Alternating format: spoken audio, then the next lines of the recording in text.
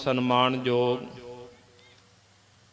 ਦਸਾਂ ਹੀ ਪਾਤਸ਼ਾਹੀਆਂ ਦੇ ਆਤਮਿਕ ਸਰੂਪ ਚਵਰ ਛਤਰ ਤਖਤ ਦੇ ਮਾਲਿਕ ਗੁਰਤਾ ਗੱਦੀ ਤੇ ਬਿਰਾਜਮਾਨ ਸ਼ਬਦ ਗੁਰੂ ਜੁਗੋ ਜੁਗ ਅਟਲ ਹਾਜ਼ਰਾ ਹਜੂਰ ਜਹਰਾ ਜਹੂਰ ਸਰਬ ਕਲਾ ਭਰਪੂਰ ਧੰਨ ਧੰਨ ਧੰਨ ਸਤਿਗੁਰੂ ਸ੍ਰੀ ਗੁਰੂ ਗ੍ਰੰਥ ਸਾਹਿਬ ਜੀ ਮਹਾਰਾਜ ਸੱਚੇ ਪਾਤਸ਼ਾਹ ਗੁਰੂ ਪਿਤਾ ਜੀ ਦੀ ਪਵਿੱਤਰ ਪਾਵਨ ਗੋਦ ਵਿੱਚ ਜੁੜ ਬੈਠੀ ਗੁਰੂ ਰੂਪ ਗੁਰੂ ਪਿਆਰੀ ਸਾਧ ਸੰਗਤ ਜੀ, ਆਪਾਂ ਸਾਰੇ ਹੀ ਭਲੀ ਪ੍ਰਕਾਰ ਜਾਣਦੇ ਹਾਂ ਕਿ ਹਰ ਸਾਲ ਬ੍ਰਹਮ ਗਿਆਨੀ ਧੰਨ ਧੰਨ ਬਾਬਾ ਬੁੱਢਾ ਸਾਹਿਬ ਜੀ, ਉਹਨਾਂ ਦੇ ਵੱਲੋਂ ਜੋ ਮਾਤਾ ਗੰਗਾ ਜੀ ਦੇ ਬੇਨਤੀ ਕਰਨ ਤੇ ਅਰਦਾਸ ਬੇਨਤੀ ਕੀਤੀ ਗਈ ਕਿ ਆਪ ਜੀ ਦੇ ਘਰ ਦੇ ਵਿੱਚ ਮਹਾਬਲੀ ਯੋਧਾ ਪੁੱਤਰ ਪੈਦਾ ਹੋਵੇਗਾ। ਉਸ ਅਰਦਾਸ ਦਿਵਸ ਨੂੰ ਬੀੜ ਬਾਬਾ ਬੁੱਢਾ ਸਾਹਿਬ 21 ਅੱਸੂ ਵਾਲੇ ਦਿਨ ਜੋੜ ਮੇਲੇ ਦੇ ਰੂਪ ਦੇ ਵਿੱਚ ਮਨਾਇਆ ਜਾਂਦਾ ਹੈ। ਉਸੇ ਹੀ ਜੋੜ ਮੇਲੇ ਨੂੰ ਮੁੱਖ ਰੱਖਦਿਆਂ ਹੋਇਆਂ ਹਰ ਸਾਲ ਬਾਬਾ ਬਚਿੱਤਰ ਸਿੰਘ ਜੀ, ਉਹਨਾਂ ਦੇ ਨਾਲ ਜਿੰਨੇ ਵੀ ਸੇਵਾਦਾਰ ਹਨ, ਪੜਾਣਾ ਨਗਰ ਦੀਆਂ ਸਾਰੀਆਂ ਸੰਗਤਾਂ ਦੇ ਸਹਿਯੋਗ ਦੇ ਨਾਲ, ਇਲਾਕੇ ਦੀਆਂ ਸੰਗਤਾਂ ਦੇ ਸਹਿਯੋਗ ਦੇ ਨਾਲ 1 ਮਹੀਨੇ ਵਾਸਤੇ ਇਸ ਅਸਥਾਨ ਤੇ ਲੰਗਰ ਦੀ ਸੇਵਾ ਕੀਤੀ ਜਾਂਦੀ ਹੈ। ਨਗਰ ਨਿਵਾਸੀ ਤੇ ਇਲਾਕੇ ਦੀਆਂ ਸੰਗਤਾਂ ਬੜੇ ਹੀ ਉਤਸ਼ਾਹ ਦੇ ਨਾਲ ਪੂਰਾ 1 ਮਹੀਨਾ ਇਹਨਾਂ ਲੰਗਰਾਂ ਦੇ ਵਿੱਚ ਸੇਵਾ ਕਰਦੀਆਂ ਹਨ। ਤੇ ਜੋ ਬਾਬਾ ਜੀ ਦਾ ਅਰਦਾਸ ਬੇਨਤੀ ਵਾਲਾ ਦਿਨ ਹੈ, ਉਹਦੇ ਸੰਬੰਧ ਦੇ ਵਿੱਚ ਧੁਰ ਕੀ ਬਾਣੀ ਦੇ ਅਖੰਡ ਪਾਠ ਸਾਹਿਬ ਵੀ ਕਰਵਾਏ ਜਾਂਦੇ। ਸਤਿਗੁਰਾਂ ਨੇ ਮਿਹਰਾਮਤ ਕੀਤੀ, ਅੱਜ ਧੁਰ ਕੀ ਬਾਣੀ ਦੇ ਅਖੰਡ ਜਾਪ ਪ੍ਰਾਰੰਭ ਹੋਏ। ਜਿੱਥੇ ਅਖੰਡ ਪਾਠ ਸਾਹਿਬ ਪ੍ਰਾਰੰਭ ਹੋਏ, ਉੱਥੇ ਨਾਲ ਹੀ ਰਾਤਰੀ ਦੇ ਦੀਵਾਨਾਂ ਦਾ ਜੋ ਸਾਨੂੰ ਸਮਾਂ ਹੈ ਮਹਾਰਾਜ ਜੀ ਨੇ ਬਖਸ਼ਿਸ਼ ਕੀਤਾ। ਸੋ ਸਤਿਗੁਰੂ ਜੀ ਦਇਆ ਕਰਨ, ਆਪ ਹੀ ਵਿੱਚ ਵਰਤ ਕਰਕੇ ਪ੍ਰੇਮ ਸ਼ਰਧਾ ਭਾਵਨਾ ਦੇ ਸਹਿਤ ਹੋ ਕਰਕੇ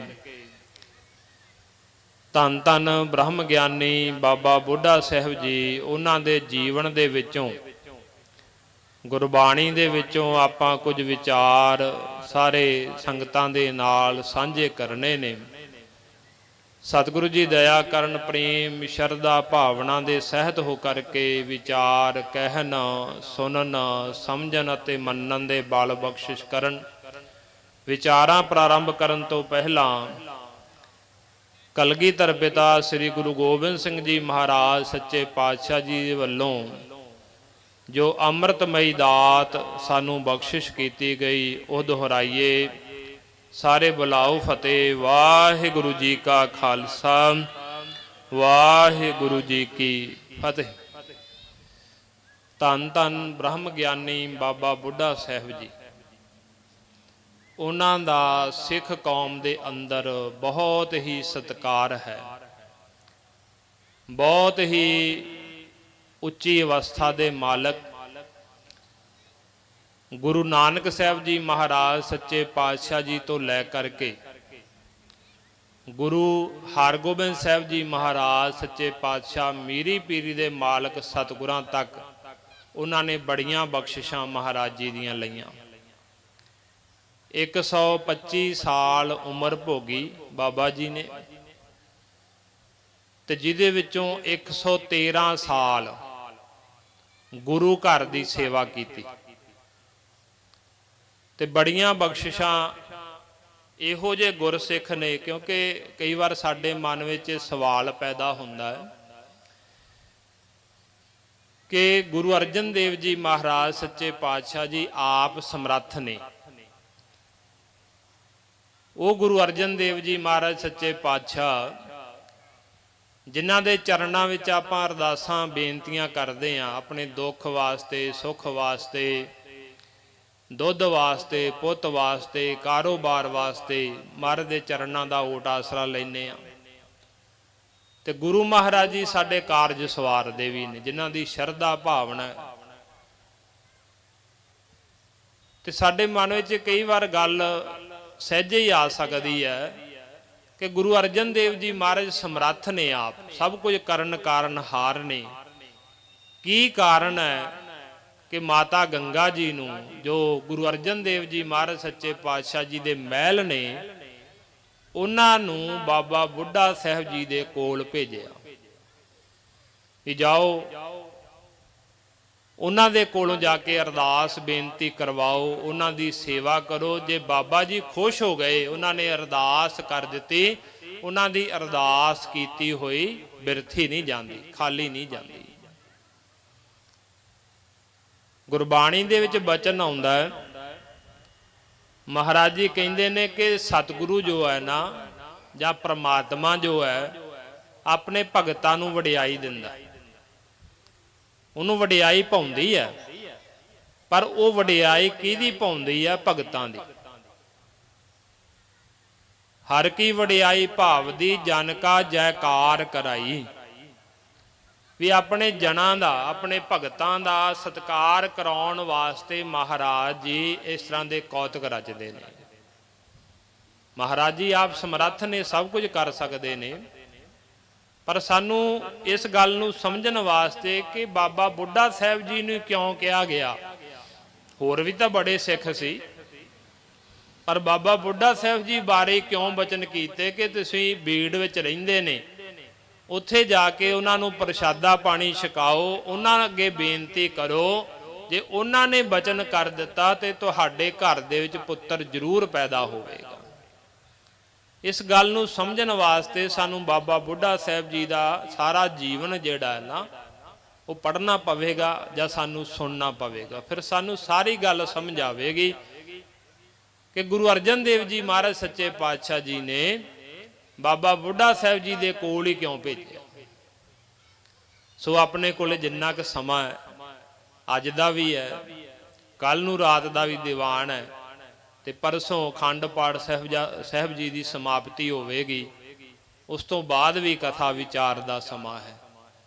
ਤੇ ਸਤਿਗੁਰੂ ਜੀ ਦਇਆ ਕਰਨ, ਆਪਾਂ ਕੋਸ਼ਿਸ਼ ਕਰਾਂਗੇ। ਜੀਵਨ ਤਾਂ ਬਹੁਤ ਵੱਡਾ ਬਾਬਾ ਜੀ ਦਾ, ਸਾਰੇ ਆਪਾਂ ਗੁਣ ਉਹਨਾਂ ਦੇ ਕਹਿ ਨਹੀਂ ਸਕਦੇ, ਪਰ ਜਿੰਨੇ ਵੀ ਸਤਿਗੁਰੂ ਜੀ ਸਾਡੇ ਤੇ ਦਇਆ ਕਰਕੇ, ਮਿਹਰਾਮਤ ਕਰਕੇ ਸਾਨੂੰ ਬਖਸ਼ਿਸ਼ ਕਰਨ, ਆਪਾਂ ਉਨਾ ਕੁ ਸਮਾਂ ਆਪਾਂ ਆਪਣਾ ਸਫਲ ਕਰਨ ਵਾਸਤੇ ਬਾਬਾ ਬੁੱਢਾ ਸਾਹਿਬ ਜੀ ਦਾ ਜੀਵਨ ਜਿਹੜਾ ਹੈ ਉਹ ਸਰਵਣ ਕਰਨਾ। ਲੜੀ ਦੇ ਤੌਰ ਤੇ ਦਾਸ ਅੱਜ ਪ੍ਰਾਰੰਭ ਕਰੇਗਾ। ਦੇਖੋ ਧੰਨ ਧੰਨ ਬਾਬਾ ਬੁੱਢਾ ਸਾਹਿਬ ਜੀ ਦਾ ਜਿਹੜਾ ਨਗਰ ਹੈ ਨਾ, ਜਨਮ ਨਗਰ ਹੈ ਉਹਨਾਂ ਦਾ, ਕੱਥੂ ਨੰਗਲ ਹੈ। ਤੇ ਉਹਨਾਂ ਦਾ ਜਦੋਂ ਜਨਮ ਹੋਇਆ, ਜਨਮ ਉਸ ਪਰਿਵਾਰ ਵਿੱਚ ਹੋਇਆ ਜਿਹੜਾ ਪਰਿਵਾਰ ਖੇਤੀਬਾੜੀ ਕਰਦਾ। 12 ਸਾਲ ਦੀ ਉਮਰ ਹੋ ਗਈ ਉਹਨਾਂ ਦੀ। 12 ਸਾਲ ਦੀ ਉਮਰ ਦੇ ਵਿੱਚ ਬਾਬਾ ਬੁੱਢਾ ਸਾਹਿਬ ਜੀ ਦਾ ਮਿਲਾਪ, ਜੋ ਇਤਿਹਾਸ ਦੇ ਵਿੱਚ ਲਿਖਿਆ ਕਿ ਜਦੋਂ ਗੁਰੂ ਨਾਨਕ ਸਾਹਿਬ ਜੀ ਮਹਾਰਾਜ ਸੱਚੇ ਪਾਤਸ਼ਾਹ ਜੀ ਉਦਾਸੀਆਂ ਕਰਦੇ ਹੋਏ ਨਾ, ਵਿਚਰਦੇ ਹੋਏ ਉਸ ਇਲਾਕੇ ਦੇ ਵਿੱਚ ਆਏ, ਕਿਉਂਕਿ ਕੱਥੂ ਨੰਗਲ ਸ੍ਰੀ ਅੰਮ੍ਰਿਤਸਰ ਸਾਹਿਬ ਜ਼ਿਲ੍ਹੇ ਵਿੱਚ ਪੈਂਦਾ, ਤੇ ਮਹਾਰਾਜ ਜੀ ਸ੍ਰੀ ਅੰਮ੍ਰਿਤਸਰ ਸਾਹਿਬ ਆਏ।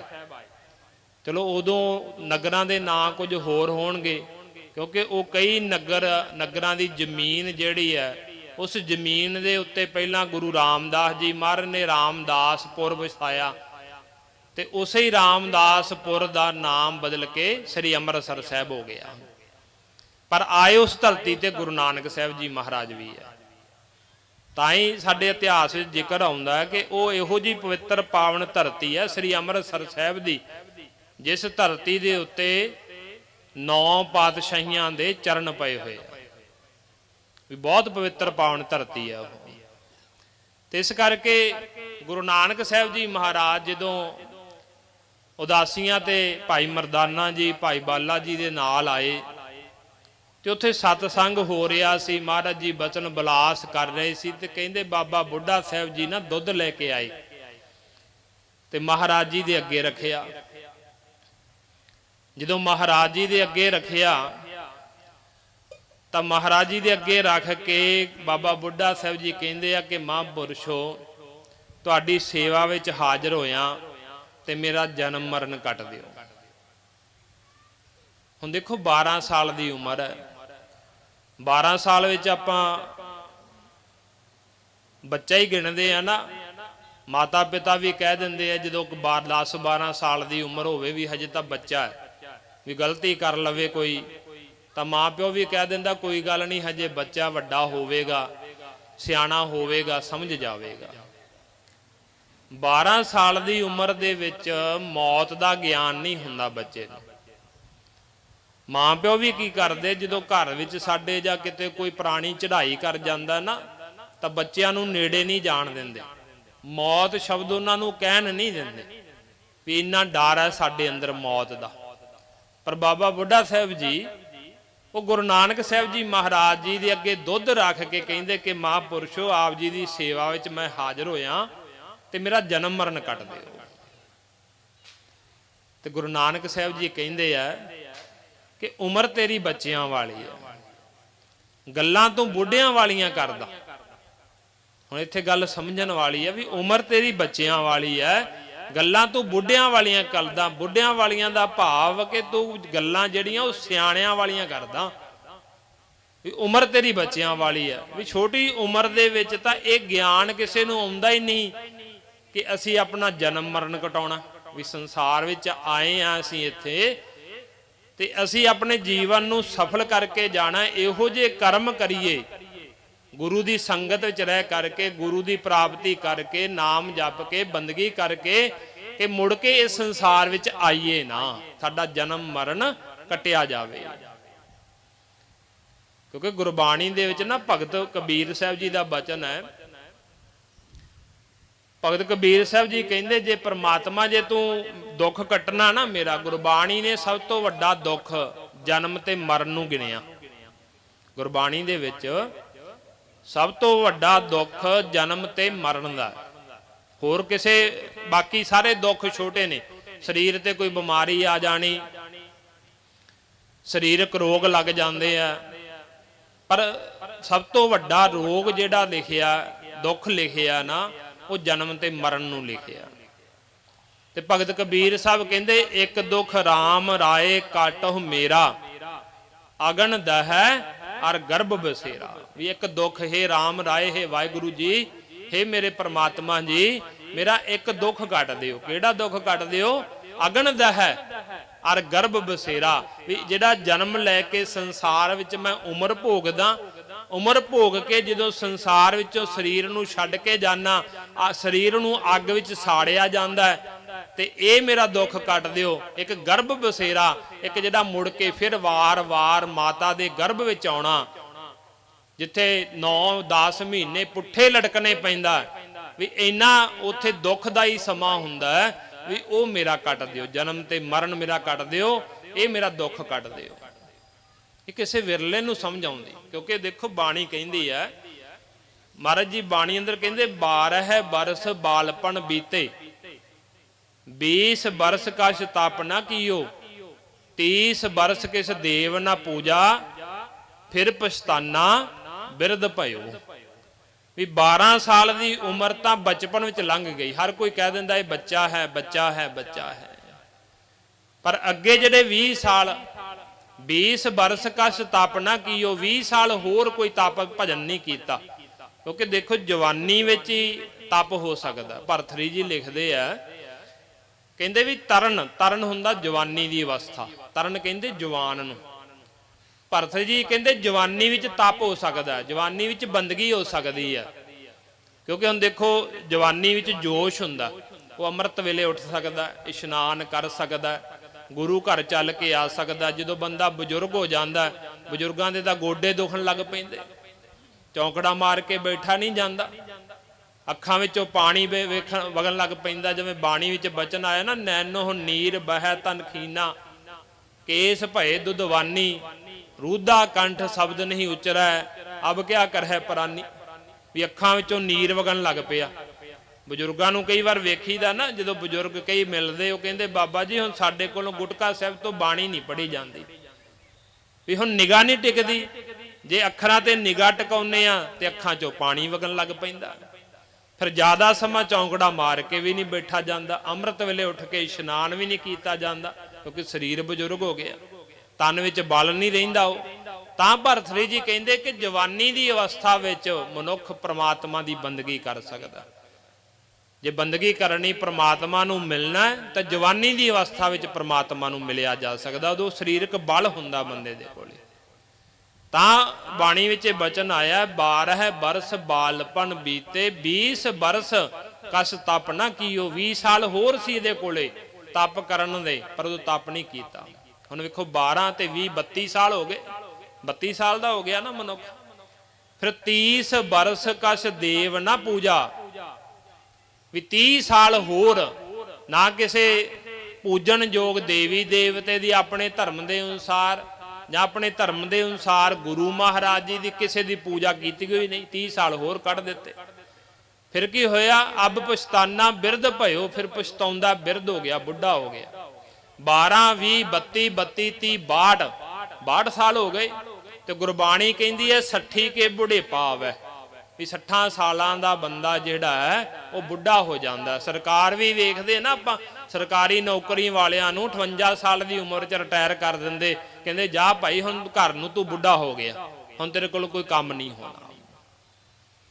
ਪਰ ਬਾਬਾ ਜੀ ਨੂੰ ਦੇਖਿਓ ਛੋਟੀ ਉਮਰ ਵਿੱਚ 12 ਸਾਲ, ਤਾਂ ਹੀ ਮਹਾਰਾਜ ਜੀ ਉਹਨੂੰ ਕਹਿੰਦੇ ਆ ਕਿ ਉਮਰ ਤੇਰੀ ਬੱਚਿਆਂ ਵਾਲੀ ਹੈ ਪਰ ਤੂੰ ਗੱਲਾਂ ਬੁੱਢਿਆਂ ਵਾਲੀਆਂ ਕਰਦਾ। ਉਦੋਂ ਤੋਂ ਉਹਨਾਂ ਦਾ ਨਾਂ ਪੈ ਗਿਆ ਧੰਨ ਧੰਨ ਬਾਬਾ ਬੁੱਢਾ ਸਾਹਿਬ ਜੀ। ਉਦੋਂ ਤੋਂ ਨਾਂ ਪੈ ਗਿਆ ਉਹਨਾਂ ਨੂੰ, ਬਾਬਾ ਬੁੱਢਾ ਸਾਹਿਬ ਜੀ ਕਹਿਣ ਲੱਗ ਪਏ। ਪਹਿਲਾਂ ਭਾਈ ਬੁੱਢਾ ਕਹਿੰਦੇ ਸੀ, ਸਤਿਕਾਰ ਨਾਲ ਆਪਾਂ ਬਾਬਾ ਜੀ ਸ਼ਬਦ ਵਰਤ ਲੈਨੇ, ਕਿਉਂਕਿ ਗੁਰੂ ਘਰ ਦੀ ਸੇਵਾ ਬੜੀ ਕੀਤੀ ਉਹਨਾਂ ਨੇ। ਜਿੰਨੀ ਉਹਨਾਂ ਨੇ ਸੇਵਾ ਕੀਤੀ ਕੋਈ ਕਰ ਹੀ ਨਹੀਂ ਸਕਦਾ। ਜਿੰਨੀ ਦ੍ਰਿੜਤਾ ਨਾਲ, ਵਿਸ਼ਵਾਸ ਨਾਲ, ਭਾਵਨਾ ਨਾਲ, ਸ਼ਰਧਾ ਨਾਲ।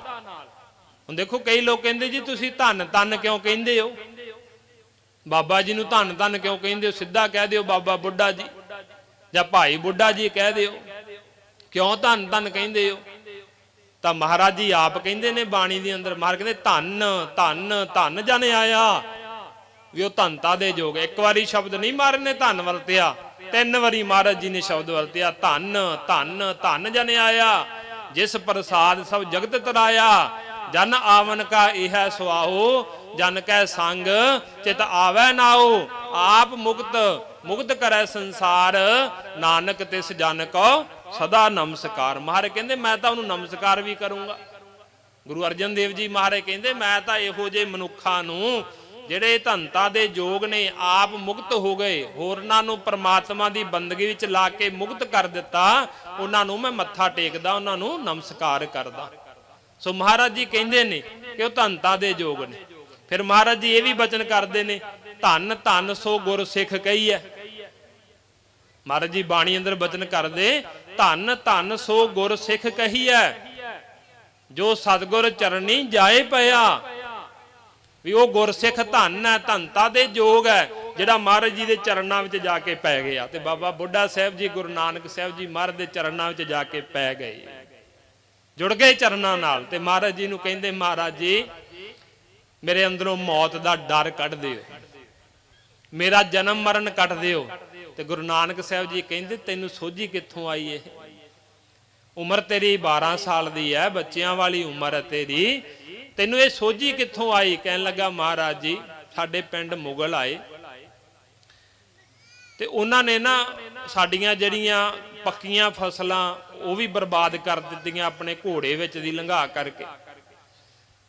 ਜਿਹੜੀਆਂ ਕੱਚੀਆਂ ਫਸਲਾਂ ਸੀ ਉਹ ਵੀ ਬਰਬਾਦ ਕਰ ਦਿੱਤੀਆਂ, ਤੇ ਜਿਹੜੀਆਂ ਡੱਡਰੀਆਂ ਸੀ, ਅੱਧ ਪੱਕੀਆਂ ਅੱਧ ਕੱਚੀਆਂ, ਉਹਨੂੰ ਡੱਡਰੀ ਕਹਿ ਦਿੰਦੇ ਆਪਾਂ, ਵੀ ਉਹ ਡੱਡਰੀਆਂ ਫਸਲਾਂ ਸੀ ਉਹ ਵੀ ਸਾਰੀਆਂ ਉਹਨਾਂ ਨੇ ਖਰਾਬ ਕਰ ਦਿੱਤੀਆਂ। ਵੀ ਸਾਡੇ ਵਿੱਚ ਇੰਨੀ ਹਿੰਮਤ ਨਹੀਂ ਪਈ ਕਿ ਉਹਨਾਂ ਮੁਗਲਾਂ ਨੂੰ, ਉਹਨਾਂ ਦੇ ਸਿਪਾਹੀ ਆ ਜਿਹੜੇ, ਉਹਨਾਂ ਨੂੰ ਰੋਕ ਸਕੀਏ ਕਿ ਭਾਈ ਸਾਡੀਆਂ ਫਸਲਾਂ ਨਾ ਖਰਾਬ ਕਰੋ। ਤੇ ਬਾਬਾ ਜੀ ਕਹਿੰਦੇ ਮਹਾਰਾਜ ਕਿ ਉਹ ਦੇਖੋ ਅਸੀਂ ਉਹਨਾਂ ਬੰਦਿਆਂ ਨੂੰ ਰੋਕ ਨਹੀਂ ਸਕੇ, ਸਾਡੇ ਅੰਦਰ ਬਲ ਨਹੀਂ ਆਇਆ। ਤੇ ਮਨ ਵਿੱਚ ਮੇਰੇ ਖਿਆਲ ਆਇਆ ਮਨਾ ਕਿ ਜਦੋਂ ਜਮਦੂਤ ਆਉਣਗੇ, ਜਮਾਂ ਨੇ ਆਉਣਾ ਹੈ, ਇਹ ਤਾਂ ਆਮ ਬੰਦੇ ਨੇ, ਅਸੀਂ ਇਹਨਾਂ ਨੂੰ ਰੋਕ ਨਹੀਂ ਸਕੇ, ਪਰ ਜਦੋਂ ਜਮਦੂਤ ਆਉਣਗੇ, ਜਮ ਆਉਣਗੇ, ਉਹਨਾਂ ਨੂੰ ਫਿਰ ਕੌਣ ਰੋਕ ਲਵੇਗਾ? ਵੀ ਉਹਨਾਂ ਨੂੰ ਕੋਈ ਰੋਕ ਸਕਦਾ? ਫਿਰ ਮਹਾਰਾਜ ਜੀ ਦੇਖੋ ਉਹਨਾਂ ਨੇ ਨਾ ਤਾਂ ਕੱਚੀ ਫਸਲ ਛੱਡੀ, ਨਾ ਅੱਧ ਕੱਚੀ ਨਾ ਪੱਕੀ ਛੱਡੀ, ਤੇ ਨਾ ਹੀ ਪੱਕੀ ਛੱਡੀ, ਵੀ ਫਸਲ ਕੋਈ ਵੀ ਨਹੀਂ ਛੱਡੀ, ਨਾ ਡੱਡਰੀ ਛੱਡੀ, ਨਾ ਕੱਚੀ ਛੱਡੀ, ਨਾ ਪੱਕੀ ਛੱਡੀ। ਹੁਣ ਬੰਦਾ ਦੇਖੋ ਆਪਾਂ ਆਸ ਬੰਨ ਕੇ ਬੈਠੇ ਆ ਸਾਰੇ, ਹਰੇਕ ਬੰਦਾ ਇਹ ਸੋਚਦਾ ਵੀ ਮੈਂ 100 ਸਾਲ ਉਮਰ ਭੋਗਣੀ ਆ, ਉਹ ਕਹਿੰਦਾ ਮੈਂ ਮਰਨਾ ਹੀ ਨਹੀਂ, ਇਹੀ ਸੋਚ ਕੇ ਬੈਠੇ ਨਾ ਆਪਾਂ ਸਾਰੇ, ਹਰੇਕ ਬੰਦਾ ਇਹ ਸੋਚਦਾ ਵੀ ਮੈਂ ਤਾਂ ਮਰਨਾ ਹੀ ਨਹੀਂ। ਵੀ ਪਹਿਲਾਂ ਉਹ ਸੋਚਦਾ ਮੇਰੇ ਤੋਂ ਜਿਹੜੇ ਵੱਡੇ ਨੇ ਨੌਜਵਾਨ, ਬੱਚਾ ਸੋਚਦਾ ਮੇਰੇ ਤੋਂ ਵੱਡੇ ਨੌਜਵਾਨ ਉਹ ਮਰਨਗੇ, ਨੌਜਵਾਨ ਸੋਚਦਾ ਜਿਹੜੇ ਬੁੱਢੇ ਨੇ ਉਹ ਮਰਨਗੇ, ਜਿਹੜਾ ਬਜ਼ੁਰਗ ਹੈ ਉਹ ਸੋਚਦਾ ਵੀ ਮੇਰੇ ਤੋਂ ਜਿਹੜੇ ਪਹਿਲਾਂ ਹੋਰ ਬਜ਼ੁਰਗ ਬੈਠੇ ਉਹ ਮਰਨਗੇ। ਵੀ ਮਰਨਾ ਕੋਈ ਨਹੀਂ ਚਾਹੁੰਦਾ, ਤੇ ਹਰ ਕੋਈ ਚਾਹੁੰਦਾ ਕਿ ਮੈਂ ਤਾਂ ਮਰਨਾ ਹੀ ਨਹੀਂ, ਮੌਤ ਮੈਨੂੰ ਆਉਣੀ ਹੀ ਨਹੀਂ, ਹਰ ਕੋਈ ਇਹੀ ਸੋਚ ਕੇ ਬੈਠਾ ਹੋਇਆ ਨਾ। ਪਰ ਬਾਬਾ ਜੀ ਕਹਿੰਦੇ ਮੈਨੂੰ ਇਹ ਗਿਆਨ ਮਿਲਿਆ ਕਿ ਮੈਂ ਵੀ ਜਿਵੇਂ ਮੁਗਲਾਂ ਦੇ ਘੋੜਿਆਂ ਨੂੰ, ਸਿਪਾਹੀਆਂ ਨੂੰ ਫਸਲ ਬਰਬਾਦ ਕਰਨ ਤੋਂ ਅਸੀਂ ਰੋਕ ਨਹੀਂ ਸਕੇ, ਉਹਨਾਂ ਨੇ ਕੱਚੀਆਂ ਫਸਲਾਂ ਵੀ ਬਰਬਾਦ ਕਰ ਦਿੱਤੀਆਂ। ਵੀ ਮੈਂ ਸੋਚਿਆ ਵੀ ਮੈਂ 12 ਸਾਲ ਦੀ ਉਮਰ, ਮੈਂ ਕੱਚੀ ਫਸਲ ਆ, ਵੀ ਮੈਂ ਹਜੇ ਕੱਚੀ ਫਸਲ ਆ, ਪਤਾ ਨਹੀਂ ਫਸਲ ਪੱਕਣੀ, ਉਹਨਾਂ ਨੇ ਪੱਕਣ ਹੀ ਨਹੀਂ ਦਿੱਤੀ ਫਸਲ। ਵੀ ਮੈਂ ਵੀ ਕੱਚੀ ਫਸਲ ਆ, ਪਤਾ ਨਹੀਂ ਮੈਂ ਬਜ਼ੁਰਗ ਹੋਣਾ ਕਿ ਨਹੀਂ ਹੋਣਾ। ਤੇ ਉਦੋਂ ਪਹਿਲਾਂ ਕੋਈ ਮਹਾਂਪੁਰਸ਼ ਮਿਲ ਜਾਵੇ ਜਿਹਦੇ ਅੱਗੇ ਅਰਦਾਸ ਬੇਨਤੀ ਕਰਕੇ, ਸੇਵਾ ਕਰਕੇ ਮੈਂ ਆਪਣਾ ਜਨਮ ਮਰਨ ਕਟਾ ਲਵਾਂ। ਮਹਾਰਾਜ ਫਿਰ ਮੈਂ ਵੇਖਿਆ ਵੀ ਅੱਧ ਖੜ ਉਮਰ ਕਹਿ ਲਈਏ ਆਪਾਂ, ਜਵਾਨੀ ਦੀ ਅਵਸਥਾ ਵੀ ਕਹਿ ਲਈਏ, ਵੀ ਪਤਾ ਨਹੀਂ ਉਹਨਾਂ ਨੇ ਫਸਲ ਪੱਕਣ ਦੇਣੀ ਆ ਜਾਂ ਕੱਚੀ ਜਾਂ ਪੱਕੀ। ਜਿਵੇਂ ਮੁਗਲਾਂ ਨੇ ਫਸਲ ਨਹੀਂ ਛੱਡੀ, ਉਵੇਂ ਪਤਾ ਨਹੀਂ ਮੇਰੇ ਤੇ ਜਵਾਨੀ ਆਉਣੀ ਕਿ ਨਹੀਂ ਆਉਣੀ। ਇਹਨਾਂ ਗੱਲਾਂ ਨੇ ਕਹਿੰਦੇ ਮੈਨੂੰ ਗਿਆਨ ਕਰਵਾ ਦਿੱਤਾ। ਹੁਣ ਦੇਖੋ ਕਿੱਡਾ ਵੱਡਾ ਗਿਆਨ ਸੀ, ਹਰ ਕਿਸੇ ਨੂੰ ਨਹੀਂ ਹੁੰਦਾ। ਹੁਣ ਦੇਖੋ ਆਪਾਂ ਇਸ ਸਥਾਨ ਤੇ ਸਾਰੇ ਤੁਸੀਂ ਨਗਰ ਨਿਵਾਸੀ ਇਲਾਕੇ ਦੀਆਂ ਸੰਗਤਾਂ ਰਲ ਕੇ ਛੋਟੇ ਵੱਡੇ ਸਾਹਿਬਜ਼ਾਦਿਆਂ ਦਾ ਵੀ ਆਪਾਂ ਇੱਥੇ ਦਿਹਾੜਾ ਮਨਾਉਂਦੇ ਆ। ਹੁਣ ਦੇਖੋ ਛੋਟੇ ਸਾਹਿਬਜ਼ਾਦੇ ਨੇ, 7 ਸਾਲ ਤੇ 9 ਸਾਲ ਦੀ ਉਮਰ ਹੈ ਨਾ, ਪਰ ਉਹਨਾਂ ਨੂੰ ਆਪਾਂ ਕੀ ਕਹਿੰਦੇ ਸਤਿਕਾਰ ਦੇ ਨਾ, ਬਾਬਾ ਜੋਰਾਵਰ ਸਿੰਘ ਜੀ, ਬਾਬਾ ਫਤਿਹ ਸਿੰਘ ਜੀ। ਹੈ ਤਾਂ ਉਮਰ ਬੱਚਿਆਂ ਵਾਲੀ ਹੈ ਨਾ, ਪਰ ਉਹਨਾਂ ਨੂੰ ਬਾਬੇ ਕਿਉਂ ਕਹਿੰਦੇ ਆਪਾਂ? ਕਿਉਂਕਿ ਉਹਨਾਂ ਦੇ ਅੰਦਰ ਜਿਹੜਾ ਗੁਣ ਹੈ ਨਾ ਉਹ ਬਜ਼ੁਰਗਾਂ ਵਾਲਾ ਹੈ, ਸਿਆਣਿਆਂ ਵਾਲਾ ਹੈ। ਇੱਕ ਗੱਲ ਸਾਨੂੰ ਇਹ ਯਾਦ ਰੱਖਣੀ ਚਾਹੀਦੀ ਕਿ ਸਿੱਖੀ ਦੇ ਵਿੱਚ ਬਜ਼ੁਰਗੀ ਇਹਨੂੰ ਨਹੀਂ ਕਹਿੰਦੇ, ਬਜ਼ੁਰਗੀ ਇਹਨੂੰ ਨਹੀਂ ਕਹਿੰਦੇ ਕਿ ਕੋਈ ਬੰਦਾ 60 ਸਾਲ ਦਾ ਹੋ ਗਿਆ, 70 ਸਾਲ ਦਾ ਹੋ ਗਿਆ, ਉਹਦਾ ਦਾੜਾ ਚਿੱਟਾ ਹੋ ਗਿਆ, ਉਹਦੇ ਸਰੀਰ ਦੇ ਰੋਮ ਚਿੱਟੇ ਹੋ ਗਏ ਤੇ ਉਹ ਬਜ਼ੁਰਗ ਹੋ ਗਿਆ। ਹੋ ਸਕਦਾ ਵੀ ਉਹ 70 ਸਾਲ ਦਾ ਹੋ ਗਿਆ ਹੋਵੇ, ਉਹਦੇ ਸਰੀਰ ਦੇ ਰੋਮ ਚਿੱਟੇ ਹੋ ਗਏ ਹੋਣ, ਸਿਰ ਦੇ ਕੇਸ ਕਾਲੇ ਸੀ ਧੌਲੇ ਹੋ ਗਏ ਹੋਣ, ਚਿੱਟੇ ਹੋ ਗਏ ਹੋਣ, ਪਰ ਹਜੇ ਵੀ ਉਹਦੇ ਵਿੱਚ ਬਚਪਨਾ ਹੀ ਹੋਵੇ। ਤੇ ਹੋ ਸਕਦਾ ਇੱਕ ਬਚਪਨ ਦੇ ਵਿੱਚ ਬੱਚਾ ਹੋਵੇ ਤੇ ਉਹ ਇੰਨੀਆਂ ਸਿਆਣੀਆਂ ਗੱਲਾਂ ਕਰਦਾ ਹੋਵੇ ਕਿ ਉਹ ਜਿਹੜਾ ਹੈ ਉਹ ਬਜ਼ੁਰਗਾਂ ਤੋਂ ਵੀ ਅੱਗੇ ਲੰਘ ਜਾਵੇ। ਜਿਵੇਂ ਨਾ ਇੱਥੇ ਮੈਨੂੰ ਇੱਕ ਘਟਨਾ ਜੀ ਯਾਦ ਆ ਗਈ, ਸ਼ੇਖ ਸ਼ਾਦੀ ਦੀ। ਮਹਾਂਪੁਰਸ਼ ਹੋਏ ਉਹ ਵੀ ਬੰਦਗੀ ਵਾਲੇ ਕੋਈ, ਤੇ ਉਹਨਾਂ ਨੇ ਇੱਕ ਘਟਨਾ ਲਿਖੀ। ਸ਼ੇਖ ਸ਼ਾਦੀ ਲਿਖਦਾ ਕਿ ਕਹਿੰਦਾ ਮੈਂ ਆਪਣਾ, ਮੇਰੇ ਕੋਲੇ ਸਫ਼ਰ ਕਰਨ ਵਾਸਤੇ ਇੱਕ ਗਧਾ ਸੀ ਤੇ ਇੱਕ ਕਹਿੰਦਾ ਮੈਂ ਕੁੱਕੜ ਰੱਖਿਆ ਹੋਇਆ ਸੀ। ਗੱਲ ਸੁਣਾ ਰਿਹਾ ਮੈਂ ਬਜ਼ੁਰਗੀ ਦੀ, ਵੀ ਬਜ਼ੁਰਗ ਕਿਹਨੂੰ ਕਹਿੰਦੇ, ਬਾਬਾ ਕਿਉਂ ਕਿਹਾ ਜਾਂਦਾ ਬੱਚਿਆਂ ਨੂੰ? ਗੁਰੂ ਨਾਨਕ ਸਾਹਿਬ ਜੀ ਮਹਾਰਾਜ ਜੀ ਨੇ ਬਾਬਾ ਬੁੱਢਾ ਸਾਹਿਬ ਜੀ ਨੂੰ ਕਿਹਾ ਕਿ ਤੇਰੀ ਉਮਰ ਬੱਚਿਆਂ ਵਾਲੀ, ਪਰ ਗੱਲਾਂ ਤੇਰੀਆਂ ਬੁੱਢਿਆਂ ਵਾਲੀਆਂ, ਸਿਆਣਿਆਂ ਵਾਲੀਆਂ। ਉਹ ਸ਼ੇਖ ਸ਼ਾਦੀ ਕਹਿੰਦਾ ਕਿ ਮੇਰੇ ਕੋਲ ਇੱਕ ਮੈਂ ਗਧਾ ਰੱਖਿਆ ਸੀ ਸਫ਼ਰ ਕਰਨ ਵਾਸਤੇ, ਕਿਤੇ ਆਉਣਾ ਜਾਣਾ ਹੁੰਦਾ ਸੀ, ਬਹੁਤ ਪੁਰਾਣੀ ਗੱਲ ਇਹ, ਵੀ ਉਹ ਤੇ ਸਫ਼ਰ ਕਰ ਲਈਦਾ ਸੀ। ਇੱਕ ਕੁੱਕੜ ਰੱਖਿਆ ਸੀ, ਬਾਂਗ ਦਿੰਦਾ ਸੀ, ਬਾਂਗ ਦੇ ਨਾਲ ਕਹਿੰਦਾ ਮੈਂ ਅੰਮ੍ਰਿਤ ਵੇਲੇ ਉੱਠ ਕੇ ਪ੍ਰਮਾਤਮਾ ਦੀ ਬੰਦਗੀ ਵਿੱਚ ਜੁੜ ਜਾਂਦਾ ਸੀ। ਕਹਿੰਦਾ ਇੱਕ ਵਾਰ ਮੈਂ ਸਫ਼ਰ ਤੇ ਗਿਆ, ਥੱਕ ਗਿਆ, ਮੇਰੇ ਕੋਲੇ ਪੈਸੇ ਉਸ ਸਮੇਂ ਦੇ ਹਿਸਾਬ ਨਾਲ, ਅੱਜ ਸਮਝਾਉਣ ਵਾਸਤੇ ਆਪਾਂ ਰੁਪਈਏ ਸ਼ਬਦ ਵਰਤ ਲੈਂਦੇ ਆ, ਪਰ ਕਹਿੰਦਾ ਮੇਰੇ ਕੋਲੇ ਉਦੋਂ 1 ਰੁਪਈਆ ਆਪਾਂ ਕਹਿ ਲਈਏ ਵੀ ਉਸ ਸਮੇਂ 1 ਰੁਪਈਆ ਸੀ ਕਹਿੰਦਾ ਮੇਰੇ ਕੋਲੇ। ਤੇ ਹੁਣ ਮੈਂ ਸੋਚਿਆ ਵੀ ਥੱਕ ਮੈਂ ਵੀ ਗਿਆ, ਗਧਾ ਵੀ ਮੇਰਾ ਥੱਕਿਆ ਹੋਇਆ, ਉੱਤੇ ਮੈਂ ਬੈਠ ਕੇ ਆਇਆ ਤੇ ਕੁੱਕੜ ਨੂੰ ਵੀ ਕੁਝ ਖਾਣ ਵਾਸਤੇ ਚਾਹੀਦਾ। ਮੈਂ ਸੋਚਾਂ ਵਿੱਚ ਪਿਆ ਹੋਇਆ ਵੀ 1 ਰੁਪਈਏ ਦੀ ਮੈਂ ਕੀ ਚੀਜ਼ ਲਿਆਵਾਂ ਵੀ ਜਿਹਦੇ ਨਾਲ ਅਸੀਂ ਤਿੰਨੇ ਹੀ ਰੱਜ ਜਾਈਏ। ਕਹਿੰਦਾ ਇਹ ਸੋਚ ਵਿੱਚ ਬੈਠਾ ਬੈਠਾ ਮੈਂ ਸੋਚੀ ਜਾ ਰਿਹਾ ਤੇ ਕਹਿੰਦੇ ਮੇਰੇ ਕੋਲੋਂ ਇੱਕ ਬਾਲਕ ਬੱਚਾ, ਛੋਟੀ ਜੀ ਉਮਰ ਦਾ ਬੱਚਾ ਲੰਘ ਰਿਹਾ। ਉਹ ਵੇਖਦਾ ਮੈਨੂੰ, ਵੇਖ ਕੇ ਕਹਿੰਦਾ ਬਾਬਾ ਕੀ ਗੱਲ ਹੈ? ਬੜੀ ਡੂੰਗੀ ਸੋਚ ਵਿੱਚ ਬੈਠਾ ਹੋਇਆ। ਸ਼ੇਖ ਸਾਦੀ ਕਹਿੰਦਾ ਕਿ ਮੈਂ ਸੋਚਿਆ ਨਿੱਕਾ ਜਿਹਾ ਬੱਚਾ ਇਹ, ਮੈਂ ਬਜ਼ੁਰਗ ਆ। ਕਹਿਣ ਲੱਗਾ ਨਹੀਂ ਨਹੀਂ ਤੂੰ ਜਾ, ਮੈਨੂੰ ਕੋਈ ਚਿੰਤਾ ਨਹੀਂ। ਉਹ ਬੱਚਾ ਅੱਗੋਂ ਕਹਿੰਦਾ ਨਹੀਂ ਬਾਬਾ, ਜਦੋਂ ਕੋਈ ਬੰਦਾ ਚਿੰਤਾ ਵਿੱਚ ਬੈਠਾ ਹੋਵੇ ਨਾ ਉਹਦਾ ਚਿਹਰਾ ਦੱਸ ਦਿੰਦਾ। ਜਦੋਂ ਕੋਈ ਚਿੰਤਾ ਵਿੱਚ ਬੈਠਾ ਹੋਵੇ ਨਾ, ਉਦਾਸੀ ਵਿੱਚ ਬੈਠਾ ਹੋਵੇ, ਉਹਦਾ ਚਿਹਰਾ ਦੱਸ ਦਿੰਦਾ ਇਹ ਬੰਦਾ ਉਦਾਸ ਹੈ। ਬਾਬਾ ਭਾਵੇਂ ਤੂੰ ਮੈਨੂੰ ਕਹਿਣਾ ਜਾ, ਪਰ ਤੂੰ ਹੈ ਉਦਾਸ ਜ਼ਰੂਰ, ਤੂੰ ਚਿੰਤਨ ਕਰ ਰਿਹਾ ਕਿਸੇ ਗੱਲ ਦਾ, ਚਿੰਤਾ ਦੇ ਵਿੱਚ ਆ। ਸ਼ੇਖ ਸਾਦੀ ਕਹਿੰਦਾ ਜਦੋਂ ਉਹਨੇ ਕਿਹਾ ਨਾ ਤੇ ਮੈਨੂੰ ਲੱਗਿਆ ਵੀ ਸ਼ਾਇਦ ਇਹ ਮੇਰਾ ਕੋਈ ਹੱਲ ਕਰ ਸਕਦਾ, ਪਰ ਮੈਂ ਸੋਚਿਆ ਵੀ ਇਹ ਤਾਂ ਬੱਚਾ ਵੀ ਮੈਂ ਬਜ਼ੁਰਗ ਆ, ਵੀ ਇਹ ਮੇਰਾ ਕੀ ਕੰਮ ਹੱਲ ਕਰ ਦੇਵੇਗਾ, ਮੇਰੀ ਮੁਸ਼ਕਲ ਨੂੰ ਕਿਵੇਂ ਹੱਲ ਕਰੇਗਾ।